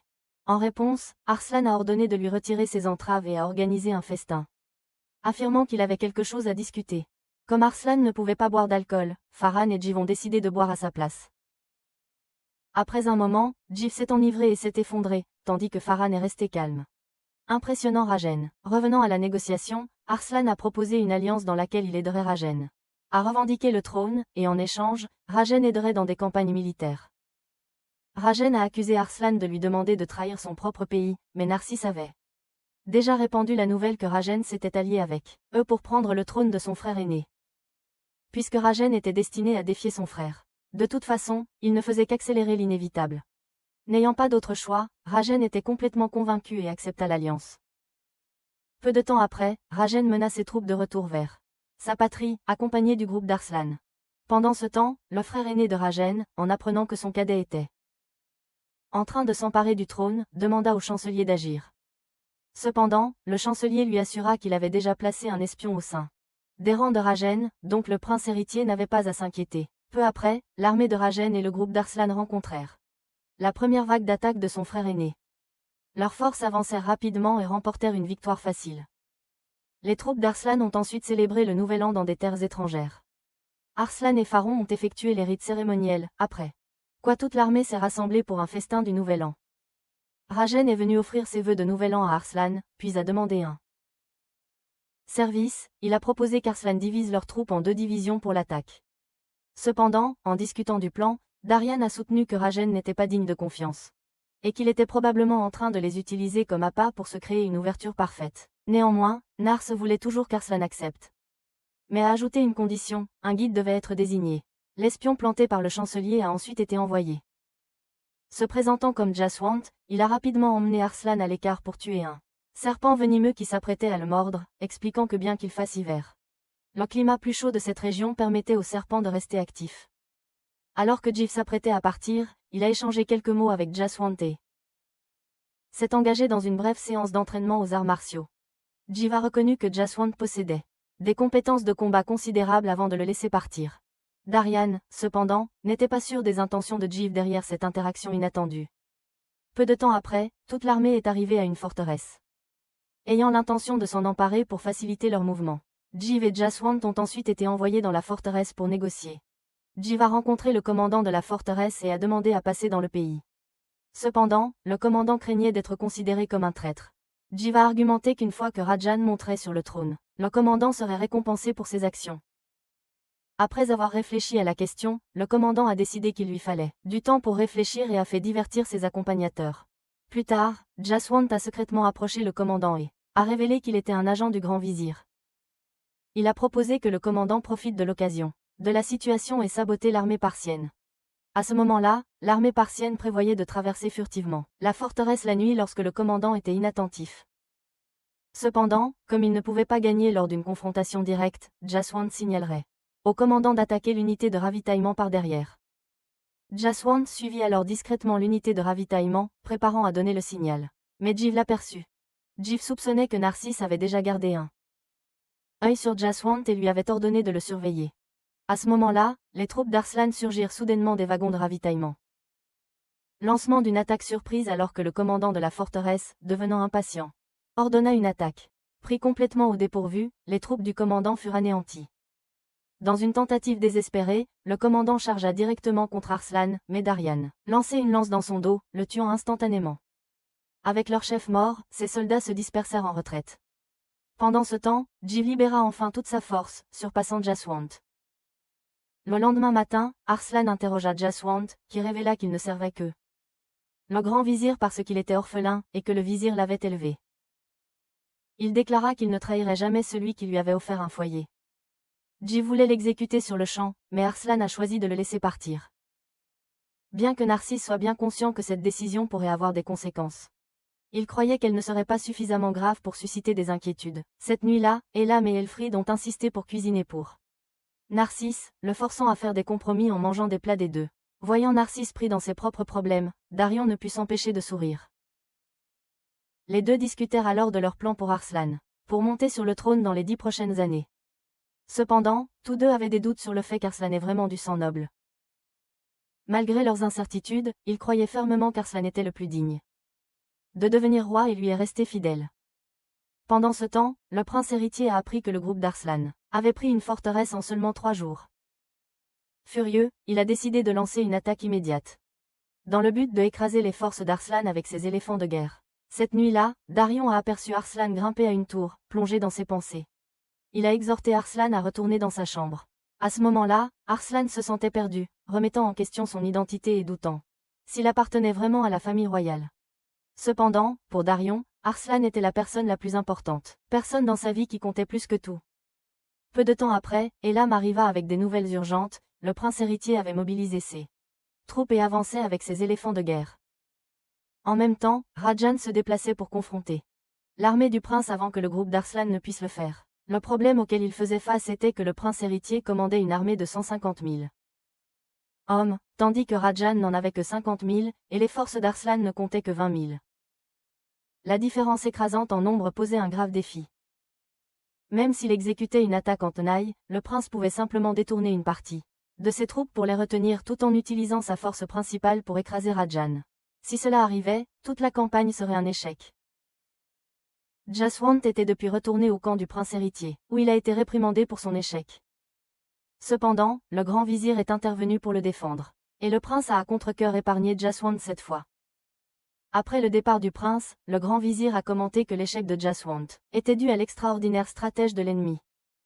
Il a aussi noté que le manque de compassion du prince finirait par lui faire perdre la loyauté de ses subordonnés. Pendant ce temps, Daryan a appris que le prince héritier avait divisé son armée en 2 forces, tout comme Narcisse l'avait prédit. Bien que le camp d'Arslan ait un plan pour contrer cela, la situation de Rajan était beaucoup plus précaire. Daryan s'inquiétait également de l'avenir si Arslan devait affronter Herm à nouveau. Serait-il vraiment préparé? En même temps, Rajan et son frère se confrontaient sur une plaine ouverte. Prêts pour la bataille. Après avoir échangé des provocations, les deux camps commencèrent leur avancée. La cavalerie du prince héritier prit les devants, traversant avec succès la rivière pour s'engager dans le combat. Cependant, l'infanterie peinait à traverser, se séparant peu à peu de la cavalerie. Ainsi, les éléphants furent libérés pour piétiner l'armée de Rajan. Rajan ordonna à ses archers de tirer, mais les flèches eurent peu d'effet sur les éléphants. Il ne comprenait pas comment les éléphants pouvaient se battre dans un climat aussi froid. Il soupçonnait qu'ils avaient été drogués pour devenir furieux. Juste au moment où Rajan se demandait où en étaient les forces d'Arslan, il reçut la nouvelle que Arslan et la forteresse récemment capturée avaient été encerclées par une patrouille de l'armée du prince, les empêchant de venir à son secours. Cependant, juste au moment où Rajan avait perdu tout espoir, les forces d'Arslan arrivèrent pour le soutenir. Ils ont rapidement foncé en avant et ont rencontré Rajan, révélant que l'armée du prince avait en réalité été dupée en perdant du temps à attaquer une forteresse vide.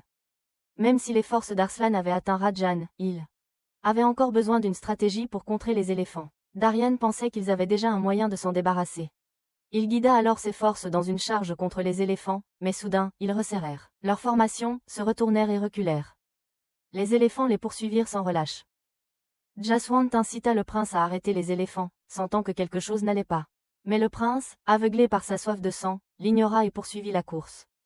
Cela a conduit les éléphants directement dans la grande baliste qui avait été installée.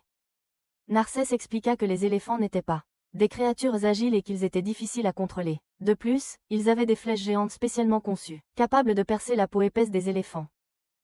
Darian s'élança alors en avant, attaqua l'éléphant du prince, et parvint à le maîtriser. Cependant, Jaswant monta à toute vitesse, sauva le prince, et s'échappa. Pharaon voulait les abattre, mais encore une fois, Arslan intervint. Cette victoire fut inscrite dans l'histoire. Pendant ce temps, le prince était furieux, croyant que Jaswant l'avait déshonoré en l'éloignant. Peu après, la nouvelle arriva que le père des deux princes s'était réveillé. Le prince héritier se rendit immédiatement auprès de son père et l'informa que Rajan complotait pour s'emparer du trône. Il chercha à persuader le roi de le nommer comme le successeur légitime. Cependant, le roi connaissait trop bien ses fils et annonça plutôt que la succession serait décidée par un duel, le vainqueur hériterait du trône. Lorsque Rajan entendit cela, il chercha Arslan pour obtenir de l'aide.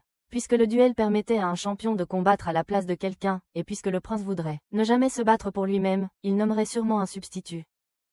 Le guerrier le plus fidèle de Rajan à ce moment était Darion. Cependant, Darion a déclaré qu'il ne servait qu'Arslan, et à moins qu'Arslan ne lui ordonne. Il ne se battrait pas. Rajan baissa la tête et supplia Arslan de l'aider, laissant à Arslan aucun choix que d'accepter. Arslan demanda alors l'aide de Darion, et Darion n'eut d'autre choix que d'accepter. Darion et Narcisse soupçonnaient que le prince choisirait également un guerrier redoutable, mais ils étaient plus préoccupés par des pensées sur la véritable lignée d'Arslan. Néanmoins, Darion était prêt à servir Arslan, peu importe ses origines. Lorsque le prince apprit que Darion allait se battre, il fut furieux. N'ayant pas d'autre choix, il libéra un criminel dérangé. Une bête monstrueuse pour servir de son champion. Peu après, les forces d'Arslan arrivèrent à la capitale, où ils remarquèrent que les habitants n'étaient pas particulièrement accueillants. C'était compréhensible, car cet endroit n'avait jamais accueilli de visiteurs étrangers. Finalement, ils atteignirent l'arène où aurait lieu le duel. Arslan eut l'occasion de rencontrer le père de Rajan, et peu après, Darion monta sur le champ de bataille. De l'autre côté, le guerrier monstrueux apparut. Franchissant les gardes et avançant. Il brisa ses chaînes, saisit une énorme hache et entra dans l'arène. Lorsqu'Arslan demanda à Rajan au sujet de ce guerrier, Rajan le rassura en disant que Darion allait bien. Pendant ce temps, le combattant monstrueux espérait seulement que Darion ne meure pas trop rapidement. Alors que le combat commençait, le brute lança une attaque implacable, faisant rapidement voler le bouclier de Darion. Cependant, Darion contre-attaqua, réussissant à infliger une coupure à la bête. Malheureusement, la blessure n'était pas assez profonde, et le monstre continua son assaut furieux. Pharaon a admis que cet adversaire était vraiment une bête en forme humaine. Bien que Darion puisse être invincible contre les hommes, contre une telle monstruosité, elle n'était pas sûre. Néanmoins, elle a exhorté Arslan à rester calme. La bête monstrueuse continuait à frapper sans relâche l'épée de Darion, finissant par la briser en deux. Un coup puissant a fait tomber le casque de Darion. Bien que Darion soit dans une situation désespérée, Narcisse restait calme. Darion continuait à esquiver les attaques de la bête et parvint à le poignarder dans le dos. Cependant, la bête a riposté avec un coup de pied puissant, envoyant Darion voler jusqu'au bord de l'arène. Son arme a été perdue, et Arslan est devenu fou. Il a affronté Rajan, jurant que si quelque chose arrivait à Darion, il prendrait la tête de Rajan et celle de la bête en punition, jurant devant les dieux. Mais le roi a défendu Rajan, affirmant que le prince avait libéré la bête de la prison après avoir appris que Darion représenterait Rajan.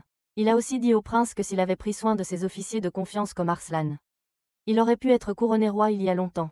Le prince a reconnu ce conseil, car maintenant, rien ne s'opposait à ce qu'il prenne le trône. À ce moment-là, Narcisse fit signe à Darion d'agir immédiatement. La bête chargea vers Darion, mais Darion lui lança un manteau enflammé au visage. Le prince, désespéré de voir son champion gagner, essaya de se précipiter pour arrêter Darion. Mais Darion sortit une dague et poignarda la bête au cou, la tuant. Le roi déclara Darion vainqueur. Narcisse remarqua que Darion avait délibérément distrait la bête et avait une épée courte sur lui, l'utilisant à son avantage. Cependant, le prince changea soudainement de position et refusa d'accepter le résultat. Il dégaina son épée et exigea que le roi renonce au trône. Il ordonna également à ses hommes d'attaquer, forçant Rajan à agir. Le groupe d'Arslan partit rapidement, car il ne voulait plus s'impliquer dans le conflit entre les deux frères. Mais les soldats du prince les prenaient toujours pour cible. Et juste au moment où Arslan allait être attaqué, Jaswant arriva pour le sauver. Il expliqua qu'il s'agissait d'une affaire interne et que si la royauté étrangère s'ingérait, ce serait une honte pour le pays. Le Premier ministre conseilla au prince d'accepter la défaite, mais il refusa, allant même jusqu'à tuer le Premier ministre, laissant les soldats sans voix. Darion défia quiconque insatisfait du résultat à s'avancer et à se battre contre lui. Tous les soldats furent convaincus par les paroles de Darion. Rajen déclara que le prince avait enfreint les lois du royaume, et que quiconque le soutenait serait considéré comme un traître. Personne n'osa prendre la parole, alors Rajen ordonna l'arrestation du prince, car il n'était plus qu'un meurtrier. Jaswant se précipita alors vers le Premier ministre, qui croyait que c'était le résultat d'avoir choisi la mauvaise personne pour servir. Il espérait que Jaswant ne suivrait pas son exemple, puis il mourut. Peu après, le roi tomba malade à nouveau, conscient que son temps était proche. Il espérait que ses deux fils ne se battraient plus. Et il demanda à Rajen de pardonner à son frère. Rajen a promis, et peu après, le roi est décédé. Ses funérailles ont été rapidement organisées, et beaucoup de gens ont assisté, montrant le succès du roi dans son règne. Rajen, bien qu'en pleurs devant le roi, était considéré par la plupart comme faisant semblant, mais Nars croyait que ses larmes étaient réelles. Peu de temps après, Jaswant a été libéré et amené à rencontrer Arslan. Arslan lui a demandé ce qu'il comptait faire maintenant, et Jaswant a répondu que cet endroit ne lui appartenait plus. Arslan l'a alors invité à le rejoindre. Cependant, Rajen est ensuite venu inviter Arslan à un banquet ce soir-là. Arslan n'était pas sûr du but du banquet, mais cette nuit-là, l'apparition de l'ancien prince héritier a fourni la réponse. Nars expliqua qu'il s'agissait du dernier repas du prince avant son exécution. Le prince s'agenouilla alors devant Rajen, suppliant pour sa vie, mais Rajen était déterminé à ne pas le laisser vivre. Lorsque le prince vit Arslan, il brisa un vase et utilisa un éclat pour tenter de l'attaquer. Mais l'aigle de Kishward intervint, aveuglant le prince d'un œil. Rajen, ne voulant pas laisser le prince vivre et perturber le banquet, ordonna son exécution immédiate. Le lendemain, la tête du prince était exposée devant le palais comme un rappel pour le peuple. Ayant aidé Rajen à monter sur le trône, il voulait maintenant rendre l'appareil en aidant Arslan à reprendre son royaume. Il a suggéré de prêter à Arslan 500 cavaliers. Il semblait généreux et offrait de prêter 3000 soldats si Arslan en avait besoin. Arslan n'avait d'autre choix que d'accepter, mais quand il est parti, Rajen a révélé sa véritable nature trompeuse. Rajen avait informé ses hommes de confiance que les 3000 soldats allaient servir temporairement d'espions pour surveiller les mouvements d'Arslan. Une fois qu'Arslan aurait baissé sa garde, Rajen lui donnerait une leçon. Cependant, Jaswant a entendu ce plan. Peu de temps après, le groupe d'Arslan partit pour retourner dans leur pays. Ils étaient heureux d'avoir les 3000 soldats de Rajen avec eux. Et les commandants de cette force suivaient leurs ordres sans question. Mais cette nuit-là, Rajen lança secrètement une attaque et envahit le camp d'Arslan. Encore une fois, Rajen tomba dans un piège et fut tendu une embuscade par les forces d'Arslan. Le commandant des 3000 cavaliers fut capturé, et Rajen fut encerclé par toute la troupe de fidèles d'Arslan. Ils n'avaient aucune idée de la manière dont ils avaient découvert son plan, mais Jaswant s'est révélé. Rajen n'avait d'autre choix que de se rendre et de se laisser lier. Arslan l'informa alors qu'il ne prendrait pas sa vie mais qu'il l'emmènerait à part pour 2 ans. Cependant, Nars voulait être plus ferme et suggéra d'envoyer des lettres informant les pays voisins de l'absence de Rajen. Rajen était terrifié, car les pays voisins avaient les yeux rivés sur son royaume depuis longtemps, et s'il était absent pendant 2 ans, il pourrait ne pas avoir de royaume à retrouver. Par conséquent, Arslan proposa que Rajen signe un pacte de non-agression de 3 ans. N'ayant pas d'autre choix, Rajen accepta et partit. Alfrid se demanda pourquoi il n'avait pas forcé Rajen à signer un pacte plus long, mais Nars expliqua que Rajen ne pourrait pas attendre si longtemps. Il ne le pressurerait que pendant 3 ans, durant lesquels il devait reprendre le royaume. Arslan réalisa que Rajen l'avait manipulé ainsi parce qu'il avait été trop faible. Et malgré la trahison, Arslan ne pouvait pas se résoudre à haïr Rajen. Jaswant dit alors à Arslan que si la guerre éclatait entre son pays et Par, il se tiendrait aux côtés de sa patrie. Mais puisqu'Arslan lui avait sauvé la vie plusieurs fois, il servirait Arslan jusqu'à ce que le conflit avec Rajen se produise. Ainsi, Arslan gagna un autre compagnon fidèle, et le focus du conflit se déplaça à nouveau vers Par. Peu de temps après, Guise apprit que Baden avait saisi une forteresse importante et la tenait, ayant l'intention d'exécuter le roi et la reine et de forcer le roi du royaume sacré à se repentir de ses erreurs stupides. Guise ne voulait pas suivre les ordres de Baden et décida de reprendre la forteresse. Sam, maintenant subordonné d'Hermès, décida de demander à Hermès de prendre la mission, de reprendre la forteresse et de reconstruire Par avec Hermès comme son dirigeant. Hermès admit que c'était la meilleure décision à prendre. Sam a ensuite rendu visite à l'ancien roi de Par en prison pour demander s'il était celui qui avait tué son frère et Hermès. Cependant, l'ancien roi a répondu que même si Sam connaissait la vérité, cela n'aurait pas d'importance. Sam n'avait pas beaucoup de temps pour faire pression sur le roi, alors il est parti. Pendant ce temps, Hermès est allé voir Guise pour demander l'autorisation de gérer la situation de Baden. Guise a accepté et a informé ses subordonnés que même si Hermès avait un agenda caché, il valait mieux qu'il s'occupe de Baden et qu'il prenne les pertes plutôt que de gérer l'affaire personnellement. Bientôt, Hermès avait rassemblé une armée de 10 000 soldats et s'était mis en route pour s'occuper de Baden et reprendre la forteresse. En interrogeant les habitants sur la situation, Sam apprit que certains chevaliers de l'ordre du Temple s'étaient déguisés en bandits pour exploiter le peuple.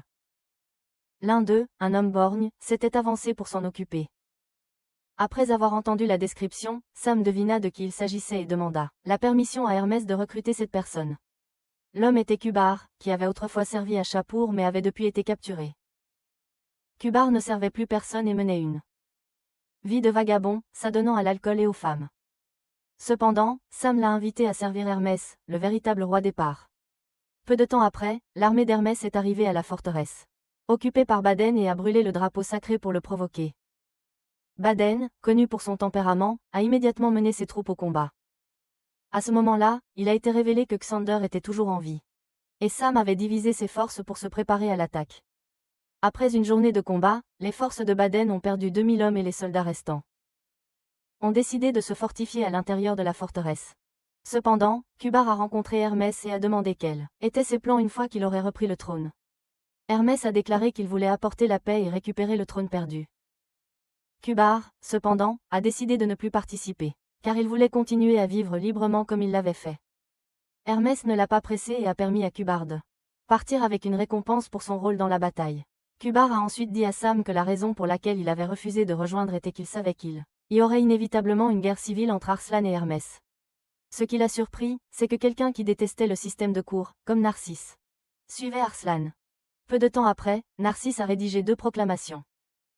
Le premier était d'expulser le Saint-Royaume de la capitale et le second était d'abolir l'esclavage. Grâce à ces proclamations, Arslan serait désormais connu comme le libérateur. Une fois qu'Arslan aurait surmonté ses faiblesses, il deviendrait une figure mémorable dans l'histoire. En raison de ces déclarations, de nombreux seigneurs ont commencé à se rallier à Arslan pour aider à expulser les envahisseurs. Narcisse était surpris par le grand nombre de personnes qui avaient choisi de suivre Arslan, en particulier un seigneur nommé Lucian, qui n'était pas un mercenaire typique. Cette nuit-là, Narcisse sentit que le rassemblement de tant de seigneurs pourrait créer des problèmes, et le premier problème surgit lorsque Jaswant avait un désaccord avec l'un des seigneurs. Les deux étaient sur le point de se battre quand Kishward est intervenu pour les arrêter. Arslan devait trouver Narcisse immédiatement pour résoudre le problème. Narcisse croyait que le problème venait du fait qu'Arslan s'entourait de personnes de faible statut social. La première étape, selon Narcisse, était qu'Arslan le dépouille de son titre de grand prêtre, un poste réservé aux personnes plus âgées et plus expérimentées. Narcisse croyait qu'il ne devrait s'occuper que des affaires militaires, et qu'Arslan devrait nommer Lord Lucian comme nouveau grand prêtre, car Lucian était considéré comme une personne raisonnable qui les aiderait dans leurs plans. Lucian a alors été appelé à rencontrer Arslan, où ils lui ont informé des efforts actuels d'Hermès pour renforcer ses forces afin de reprendre le royaume. Cependant, il ne pouvait pas permettre à Hermès de prendre le trône parce qu'il s'était allié avec le royaume sacré, ce qui avait conduit à la chute du pays. Lucian, après avoir entendu cela, a décidé de s'opposer à la revendication d'Hermès sur le trône et a promis de soutenir Arslan. Arslan avait entendu des rumeurs selon lesquelles le roi était celui qui avait tué le père d'Hermès et avait pris le trône, il comprenait donc pourquoi Hermès pourrait chercher à se venger. Arslan a décidé qu'il se concentrerait d'abord sur la libération du peuple avant de s'occuper d'autres affaires. Nars a ensuite discuté avec Darion du fait qu'Arslan était encore trop jeune pour porter de telles lourdes responsabilités. Il ne pouvait pas nier qu'Arslan pourrait finalement remettre le trône à Herm pour expier les péchés de son père. Par conséquent, il devait montrer à Arslan la valeur et la responsabilité du trône afin qu'il ne l'abandonne pas si facilement. Pendant ce temps, Herm et ses forces avaient complètement pris le contrôle de la forteresse et Baudin, avec les autres, avait fui. Herm ressentait de la pitié pour eux, car ils avaient été abandonnés par leur propre dieu et commandant. Pendant ce temps, Itoy a remarqué qu'elle n'était pas apte à être la leader de son unité. Car parce que trop de gens parlaient mal d'elle dans son dos. Reconnaissant que leur critique n'était pas infondée, Itoy a révélé sa véritable identité en tant que femme et a secrètement quitté les rangs pour patrouiller. Elle a finalement été recueillie par un marchand qui l'a employée pour servir du vin aux soldats. Itoy s'est ensuite glissée dans le festin que les troupes d'Arslan tenaient et a versé du vin pour les soldats. Elle a réalisé que les forces des Paras se soulèveraient bientôt, mais elle croyait toujours que le royaume sacré ne pouvait pas être vaincu. Après avoir quitté le festin et murmuré pour elle-même, Itoy a été aperçue par Alfred, qui expliqua qu'il n'avait pas sa place à la fête non plus, alors il s'était faufilé dehors. Alfred parla ensuite de son affection pour Narcisse, que Itoy comprit mal comme sous-entendant que Para enlevait des jeunes femmes pour en faire des épouses, ce qu'elle considérait comme une honte. Le soldat à qui Itoy avait servi du vin plutôt s'approcha d'elle, essayant de flirter, mais Itoy le mit rapidement hors de combat. Arslan vit accidentellement Itoy, et Itoy fut surprise qu'Arslan soit encore en vie. Elle remarqua aussi qu'Arslan ne la reconnaissait pas, alors ils traînèrent tous les deux le soldat qu'ils venaient de mettre hors de combat dans un coin. Arslan décida alors d'aider Itoy à partir sans être remarqué par les soldats. Jeeves les a vus et espérait que la déesse de l'amour le guiderait. Arslan a alors emmené Itoy aux murailles de la ville et ils ont parlé un moment. Arslan a demandé pourquoi Itoy était là, et elle a menti en disant que sa famille était dans le besoin, alors elle devait gagner de l'argent. Quand Arslan a proposé de l'aider, elle a refusé. Itoy a demandé pourquoi quelqu'un comme Arslan était ici, et Arslan a révélé qu'il était en train de se préparer à rejoindre la bataille pour reprendre sa patrie. Il a aussi dit qu'Itoy était celui qui lui avait donné la motivation, et qu'il avait aidé à comprendre le monde, lui montrant le bon et le mauvais de son pays. À cause de cela, il voulait changer le pays pour le mieux. Itoy était surprise de voir à quel point Arslan avait mouru. N'étant plus la personne faible qu'elle avait connue autrefois. Elle lui a dit qu'il devait être fier de qui il était, ce qui a donné à Arslan la détermination nécessaire pour continuer. Arslan a ensuite emmené Itoy hors de la ville, l'aidant à s'échapper en utilisant une charrette de marchand. Itoy s'est rendu compte qu'elle avait oublié de demander le nom d'Arslan, mais espérait qu'il se retrouverait sur le champ de bataille. Le lendemain, Arslan a rencontré ses subordonnés de confiance et a déclaré qu'il ne remettrait pas le trône à Herm, même si Herm était le véritable héritier. Arslan croyait qu'il devait devenir roi pour avoir l'autorité de libérer les esclaves. Un décret qui venait d'être approuvé. Il espérait qu'il le soutiendrait dans ce voyage. Tout le monde s'est agenouillé devant lui, jurant de réaliser son rêve. Quelques jours plus tard, grâce à Luciane qui s'occupait du rôle de grand prêtre, Nars avait plus de temps pour se concentrer sur les affaires militaires. Lui et Darion ont ensuite été témoins d'une querelle entre Jaswant et un noble nommé Zara, le fils d'un seigneur. Zara n'était pas content de devoir servir sous Darion et de ne pas pouvoir faire ses preuves sur le front. Jive est intervenu, demandant aux deux parties d'arrêter de se disputer et de l'écouter jouer de son luth. Nars a alors promis de trouver une résolution satisfaisante pour Zara, qui, par respect pour Nars, a accepté de partir. Zara croyait qu'Arslan mettait trop de personnes suspectes à des postes importants. Nars est alors parti réfléchir à un plan pour résoudre le conflit actuel. Pendant ce temps, Kubar, qui se rendait à la forteresse de Kishward, a été découvert par les hommes de Xander. Ils ont supposé que Kubar complotait contre Hermès et avait l'intention de s'en occuper. Kubar, à son tour, s'est excusé, sachant qu'il devrait finalement faire face à Sam. Pendant ce temps, Jive a rencontré Esfen, le frère cadet de Shapor. Esfen en voulait à Jive d'avoir tué Shapor et croyait que Jive devait être tenu responsable de sa mort. Jive, cependant, expliqua qu'il avait simplement libéré Shapor de sa souffrance. Les deux se battirent alors et beaucoup de gens prirent le parti d'Esfen. Jive, cependant, affirma qu'il avait toujours été aux côtés d'Arslan, l'aidant. Contrairement aux autres, Pharaon dut intervenir et arrêter le combat, car Arslan était arrivé. Darion croyait que Jive avait provoqué Esfen, et Jive se moqua de Darion en retour. Arslan, décidant qu'il ne pouvait pas laisser cela continuer, décida d'expulser Jive. Jive, indifférent, souhaita bonne chance à Arslan et s'en alla. Cependant, cela faisait partie du plan de Nars. Nars avait besoin de Jive pour jouer le rôle du méchant afin d'aider à apaiser les tensions pendant un certain temps. Jive est parti, mais Nars lui avait demandé de trouver quelqu'un qui aiderait Arslan à accéder au trône. Quelques jours plus tard, l'armée d'Arslan commença sa marche pour reprendre la capitale. Guy, en entendant la nouvelle, rassembla toutes les troupes dispersées à travers Par et les amena à la capitale. Hermès, cependant, s'en fichait, sachant que tôt ou tard, il marcherait de nouveau pour prendre la tête d'Arslan. Guy continuerait à manipuler Hermès tant qu'il le pourrait. Pendant ce temps, l'armée d'Arslan monta son camp et planifia de prendre la prochaine forteresse. La forteresse avait un chemin étroit qui pouvait être utilisé pour attaquer, mais ils ont décidé de ne pas perdre du temps avec ça et attaqueraient directement la forteresse à la place. Zara, Esfen et une autre personne nommée Tusk ont demandé à emprunter le chemin étroit pour Arslan. Cependant, Arslan a refusé, affirmant qu'il ne voulait pas perdre des hommes dans un combat inutile. Le lendemain, lors de la marche, Zara, désireux de prouver sa valeur, a conduit ses troupes en avant. Esfen voulait également gagner du crédit et Tusk ne pouvait pas reculer non plus. Tous les trois ont emmené quelques milliers d'hommes dans le chemin étroit. Chemin, seulement pour être attaqué et piégé sans moyen de retraite. Arslan entendit bientôt la nouvelle et Narcisse lui donna deux choix. L'un était d'aller les sauver, et l'autre était de les abandonner. Bien sûr, les sauver serait difficile, mais Arslan décida d'envoyer des éclaireurs avant d'envoyer une équipe de secours. Cependant, lorsqu'Alaïm et Ulfrid revinrent de leur reconnaissance, ils rapportèrent qu'il faisait trop sombre et qu'il n'y avait pas de lune. Mais ensuite, le son du butin de Jeeves résonna de manière inattendue à travers la nuit, guidant le chemin d'Arslan. Grâce à cela, juste au moment où Zara, Esfen et Tusk étaient entourés et sur le au bord du sacrifice, Arslan mena ses troupes pour les sauver. Les trois lui demandèrent alors pourquoi Arslan ne les avait pas abandonnés, et il répondit que cette bataille serait brutale, et qu'il avait besoin de toutes les ressources possibles. Pendant ce temps, Faron alla dire adieu à Jeeves et lui transmettre un message d'Arslan. Jeeves joua un morceau de musique, espérant que Faron s'en souviendrait après son départ.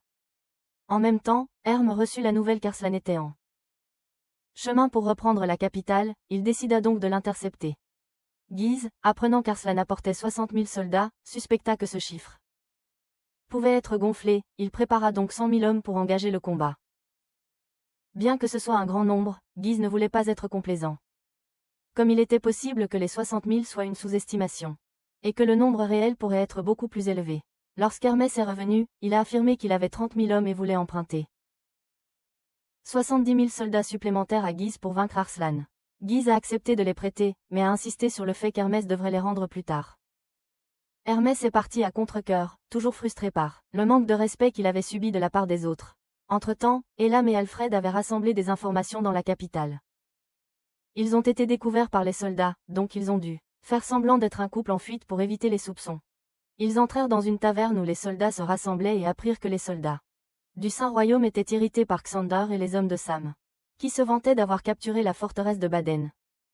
Ils entendirent également qu'Hermès se préparait à mener 100 000 hommes pour continuer le combat, alors ils partirent rapidement. Cette nuit-là, Hermès rendit visite au roi pour l'informer qu'Arslan venait le sauver. Cependant, le roi le rejeta, disant qu'il n'était pas si pathétique pour avoir besoin de son fils pour le sauver. Ce que le roi ne savait pas, c'était à quel point Hermès était obsédé par cette tâche, prêt à collaborer avec l'ennemi et verser le sang de son propre peuple. Le roi a dit à Hermès qu'il était apparu dans une prophétie, quelque chose dont Hermès n'était pas au courant. Hermès, déterminé, jura que la prochaine fois, il apporterait la tête d'Arslan en cadeau pour le roi. Le roi ne fit qu'esquisser un léger sourire en voyant Hermès partir. Le lendemain, Hermès commença à marcher avec ses troupes, tandis que le groupe d'Arslan apprit que Sam faisait également partie de l'armée d'Hermès. Nars allait bientôt élaborer un plan pour faire face à cela. Le jour suivant, Arslan s'entraîna au combat à l'épée avec Darion, attirant l'attention des nouvelles recrues. Il a ensuite demandé à Darion et à plusieurs commandants d'enseigner aux recrues comment utiliser les armes habilement pour aider lors de la bataille à venir. Nars a remarqué que Darion avait encore des doutes sur les décisions d'Arslan. Mais si Darion refusait de servir Hermès, il devait faire confiance à Arslan. Ce soir-là, Arslan a rencontré Nars, qui savait que Arslan était préoccupé par les soldats. La plupart des fantassins étaient d'anciens esclaves, ils manquaient donc d'expérience au combat. Mais au lieu de simplement se battre et de dépendre des ordres, Arslan a décidé de leur donner une formation qu'ils pouvaient rejoindre volontairement, ce qui les aiderait à se sentir complètement libres en tant qu'individus. Pendant ce temps, Alfred pensait que Farin pourrait se sentir un peu seul après le départ de Jeeves. Cependant, Farin ne ressentait pas cela, car son dieu lui avait dit que même si Jeeves partait, son cœur serait toujours avec Arslan. L'armée d'Arslan atteignit bientôt la forteresse qu'il visait. C'était autrefois une forteresse abandonnée, mais le royaume sacré l'avait capturée et réutilisée.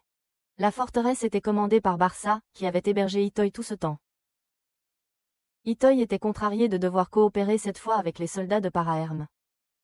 Mais Barça expliqua que Guy avait besoin d'eux pour empêcher l'ennemi d'avancer. De plus, et Itoy devait voir cela comme un défi qu'il devait surmonter. Le lendemain, les deux armées étaient prêtes pour la bataille à venir. Ce matin-là, Hermès s'est levé pour remonter le moral de l'armée du Saint-Royaume, souriant secrètement en réalisant à quel point ses fidèles dévots pouvaient être facilement manipulés. Du côté d'Arslan, il avait choisi ceux qui allaient aller sur le champ de bataille et assiéger la ville. Cependant, lorsqu'ils arrivèrent sur le champ de bataille, beaucoup de soldats commencèrent à perdre courage parce que Sam était du côté opposé. Sam avait toujours été célèbre pour sa défense exceptionnelle. Des compétences, mais Arslan était déterminé à se battre jusqu'au bout. À ce moment-là, Itoy est arrivée pour demander à Barça si elle pouvait rejoindre le front. Elle ne voulait plus rester à l'arrière et voulut aider dans la lutte contre les païens. Alfred voulait aussi se battre en première ligne. Farhan se souvenait qu'Alfred appartenait à la tribu Zat, un groupe nomade qui ne reconnaissait pas la famille royale de part mais qui aidait maintenant Arslan. Cependant, Alfred pensait simplement qu'Arslan allait faire quelque chose d'intéressant. Farhan pensait aussi qu'Arslan était encore trop jeune pour de telles responsabilités. Mais Arslan a prouvé qu'il pouvait le gérer. Pendant ce temps, les troupes de siège du côté d'Arslan montraient des signes d'épuisement. Alors l'unité de cavalerie de Xander est entrée en bataille, mais la cavalerie de Darion était également prête à se déployer. Zara et Jaswant ont mis de côté leur rancune et ont combattu ensemble. Arslan, quant à lui, espérait que les forces de Kishward allaient également bien. Kishward menait une attaque sur les tunnels souterrains lorsque Sam les a arrêtés. Kishward s'est rapidement précipité au combat et a confronté Sam pour avoir aidé Herm, un homme qui poursuivait aveuglément le trône et trahissait son propre peuple. Sam, cependant, croyait que bien qu'Herm puisse être aveuglé maintenant, il deviendrait finalement un grand roi. Kishward, en revanche, n'accepterait jamais un roi comme ça. À ce moment-là, Hermès a reçu le rapport sur les lignes de bataille. Surtout que Xander agissait de son propre chef. Kubar est également arrivé sur le champ de bataille et s'est engagé dans un combat avec les forces du Saint-Royaume. Pour Itoy, même si elle se battait, il semblait que c'était la première fois qu'elle versait du sang. Itoy a été projetée de son cheval et a découvert un agneau à proximité, alors elle a décidé de le suivre. Pendant ce temps, Xander a chargé directement au cœur de la formation d'Arslan, en ciblant le camp dans l'arrière. Mais lorsqu'il a attaqué, il s'est avéré que c'était un camp de diversion créé par Nars. C'était une partie de la stratégie pour attirer l'ennemi. Dans un piège, une tactique que Nars avait enseignée à Arslan. Les troupes de Xander ont été tendues une embuscade et anéanties. Xander a réussi à s'échapper, pour rencontrer Darion.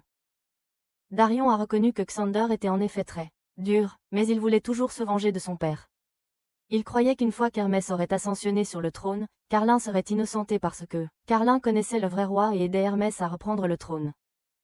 Quant à Kishward, il ne voulait pas combattre Sam, mais Sam a insisté sur le fait que chacun avait sa propre voie à suivre. Une forêt ne peut pas accueillir 2 tigres, et un pays ne peut pas avoir 2 rois. Sam a été désarmé, mais ses soldats l'ont protégé. L'ennemi s'est rapproché, piégeant Kishward. Darion, plein de regrets, pensa que si lui et Xander avaient servi le même maître, ils auraient pu être alliés. Darion chargea alors avec Xander, portant le coup final. Grâce à sa lance plus légère, Darion frappa en premier, faisant tomber Xander. Cependant, un sorcier apparut et fit disparaître le corps de Xander. Pendant ce temps, Arslan découvrit que son camp avait été découvert, et celui qui l'avait localisé était Etoy. Etoy ne s'attendait pas à rencontrer Arslan là, mais elle croyait être venue pour prendre sa vie. Arslan révéla alors qu'il était celui qu'elle cherchait. Etoy se jeta sur Arslan, mais Elam intervint pour le protéger. Elam fut blessé, et Etoy décida de se retirer quand elle vit qu'ils étaient sur le point d'être encerclés. Etoy et ses soldats se retirèrent, et Nars demanda à Elfriede de suivre Etoy et de trouver le passage secret vers la forteresse. Elam n'était pas gravement blessée, mais Etoy était choquée de réaliser combien de temps elle avait été trompée. Elfriede continua à la poursuivre. Cette nuit-là, Darion revint, et Arslan raconta la personne qu'il avait épargnée à l'époque. Darion se souvenait d'Etoy, et maintenant il était déterminé à rejoindre la bataille pour remonter le moral des troupes. Arslan savait qu'il ne pourrait jamais être comme son père, le roi, mais il voulait quand même faire tout ce qu'il pouvait. Nars reçut plus tard un rapport des gens d'Elfriede, disant qu'elle ouvrirait la porte pour eux à l'aube. Arslan a ensuite prononcé un discours pour remonter le moral de ses troupes, ce qui les a inspirés à charger vers la forteresse. Au lever du jour, les forces d'Elfriede ont pris d'assaut la porte et ont commencé leur attaque sur le château pour ouvrir les portes aux troupes à l'extérieur. Elle et ses soldats ont aidé plusieurs personnes à ouvrir la porte. De l'extérieur, le trio Tu, Effin et Zara a également assisté le groupe d'Elfriede. Et une fois les portes ouvertes, ils se sont précipités à l'intérieur pour semer le chaos. Cela a permis aux forces d'Arslan d'avancer rapidement et de déferler dans le château. Au moment où Darion a conduit la cavalerie à travers les murs du château, cela a marqué le début du véritable chaos pour l'armée du Saint-Royaume. Les forces d'Arslan avancèrent plus profondément dans la ville, mais furent bientôt entourées des 2 côtés. Ubar chargea soudainement pour soutenir Arslan par derrière. Il choisit de rejoindre le camp d'Arslan et l'exhorta à ne pas le décevoir. L'armée continua d'avancer, mais fut contrainte de descendre de cheval à cause des échafaudages bloquant leur chemin. Hermès, cependant, ne se souciait pas du nombre de soldats du Saint Royaume perdus. Tant qu'il pouvait vaincre Arslan, il revendiquerait la victoire. Ils firent bientôt face à Sam, et Nars resta en arrière pour se battre, permettant à Darion d'escorter Arslan vers le château. Ils furent alors bloqués par un groupe d'archers, mais Pharon s'avança, affirmant que les flèches des méchants ne la toucheraient jamais, car elle était bénie par les dieux. Arslan et Darion poursuivirent leur avancée et confrontèrent enfin Hermès. Hermès déclara que peu importe jusqu'où Arslan irait, il mourrait là par sa main. Mais Arslan lui offrit une chance de le rejoindre dans son voyage pour devenir un vrai roi. Il ne pouvait pas abdiquer à cause de sa responsabilité envers ceux qui le soutenaient. À ce moment-là, Sam décida de se retirer pour aider Hermès, et Darion s'avança pour le confronter. Les deux quittèrent le champ de bataille pour leur duel. Pendant ce temps, Barker reconnut qu'Arslan pourrait en effet être un bon roi. Mais il regrettait que si le royaume sacré pouvait faire une exception, pour un païen comme Arslan, rien ne serait arrivé. Darion et Hermès se sont battus férocement dehors, et après plusieurs échanges d'épées, ils se sont retrouvés face à face dans une ultime confrontation, prêts à frapper. Ils étaient tous deux blessés, mais un sorcier est apparu et a emporté Hermès, faisant sa fuite. Les forces d'Arslan ont complètement pris la forteresse, mais Kishword ne voulait pas que ses soldats se comportent sauvagement ou pillent quoi que ce soit. Cependant, les nonnes de la tour de la forteresse se sont soudainement jetées du haut de la tour. Arslan a dit à Barker de les arrêter, mais il avait des intentions similaires. Sortant un couteau pour mettre fin à ses jours après avoir échoué dans ses devoirs, Arslan a essayé de l'empêcher mais n'a pas pu, et Barker a terminé sa vie en sautant de la tour. À ce moment-là, Itoy est arrivé, croyant que Arslan avait tué Barker et s'est jeté sur lui. Arslan a alors reconnu qu'elle était la fille de cette nuit-là. Il a essayé d'expliquer, mais Itoy ne voulait pas écouter. Elle l'a accusé de l'avoir trompé et d'avoir enlevé la personne qu'elle respectait le plus. Cependant, Pharon est revenu avec ses soldats et a maîtrisé Étoile. La bataille a pris fin et Barker, ainsi que les fidèles dévots du royaume sacré, ont choisi de se suicider pour rester fidèles à leur foi. Les blessés ont été pris en charge par les forces d'Arslan, et ceux qui ont capitulé et ne voulaient plus se battre ont été épargnés. Plus tard, Arslan a retrouvé Darion et appris qu'Hermès s'était échappé.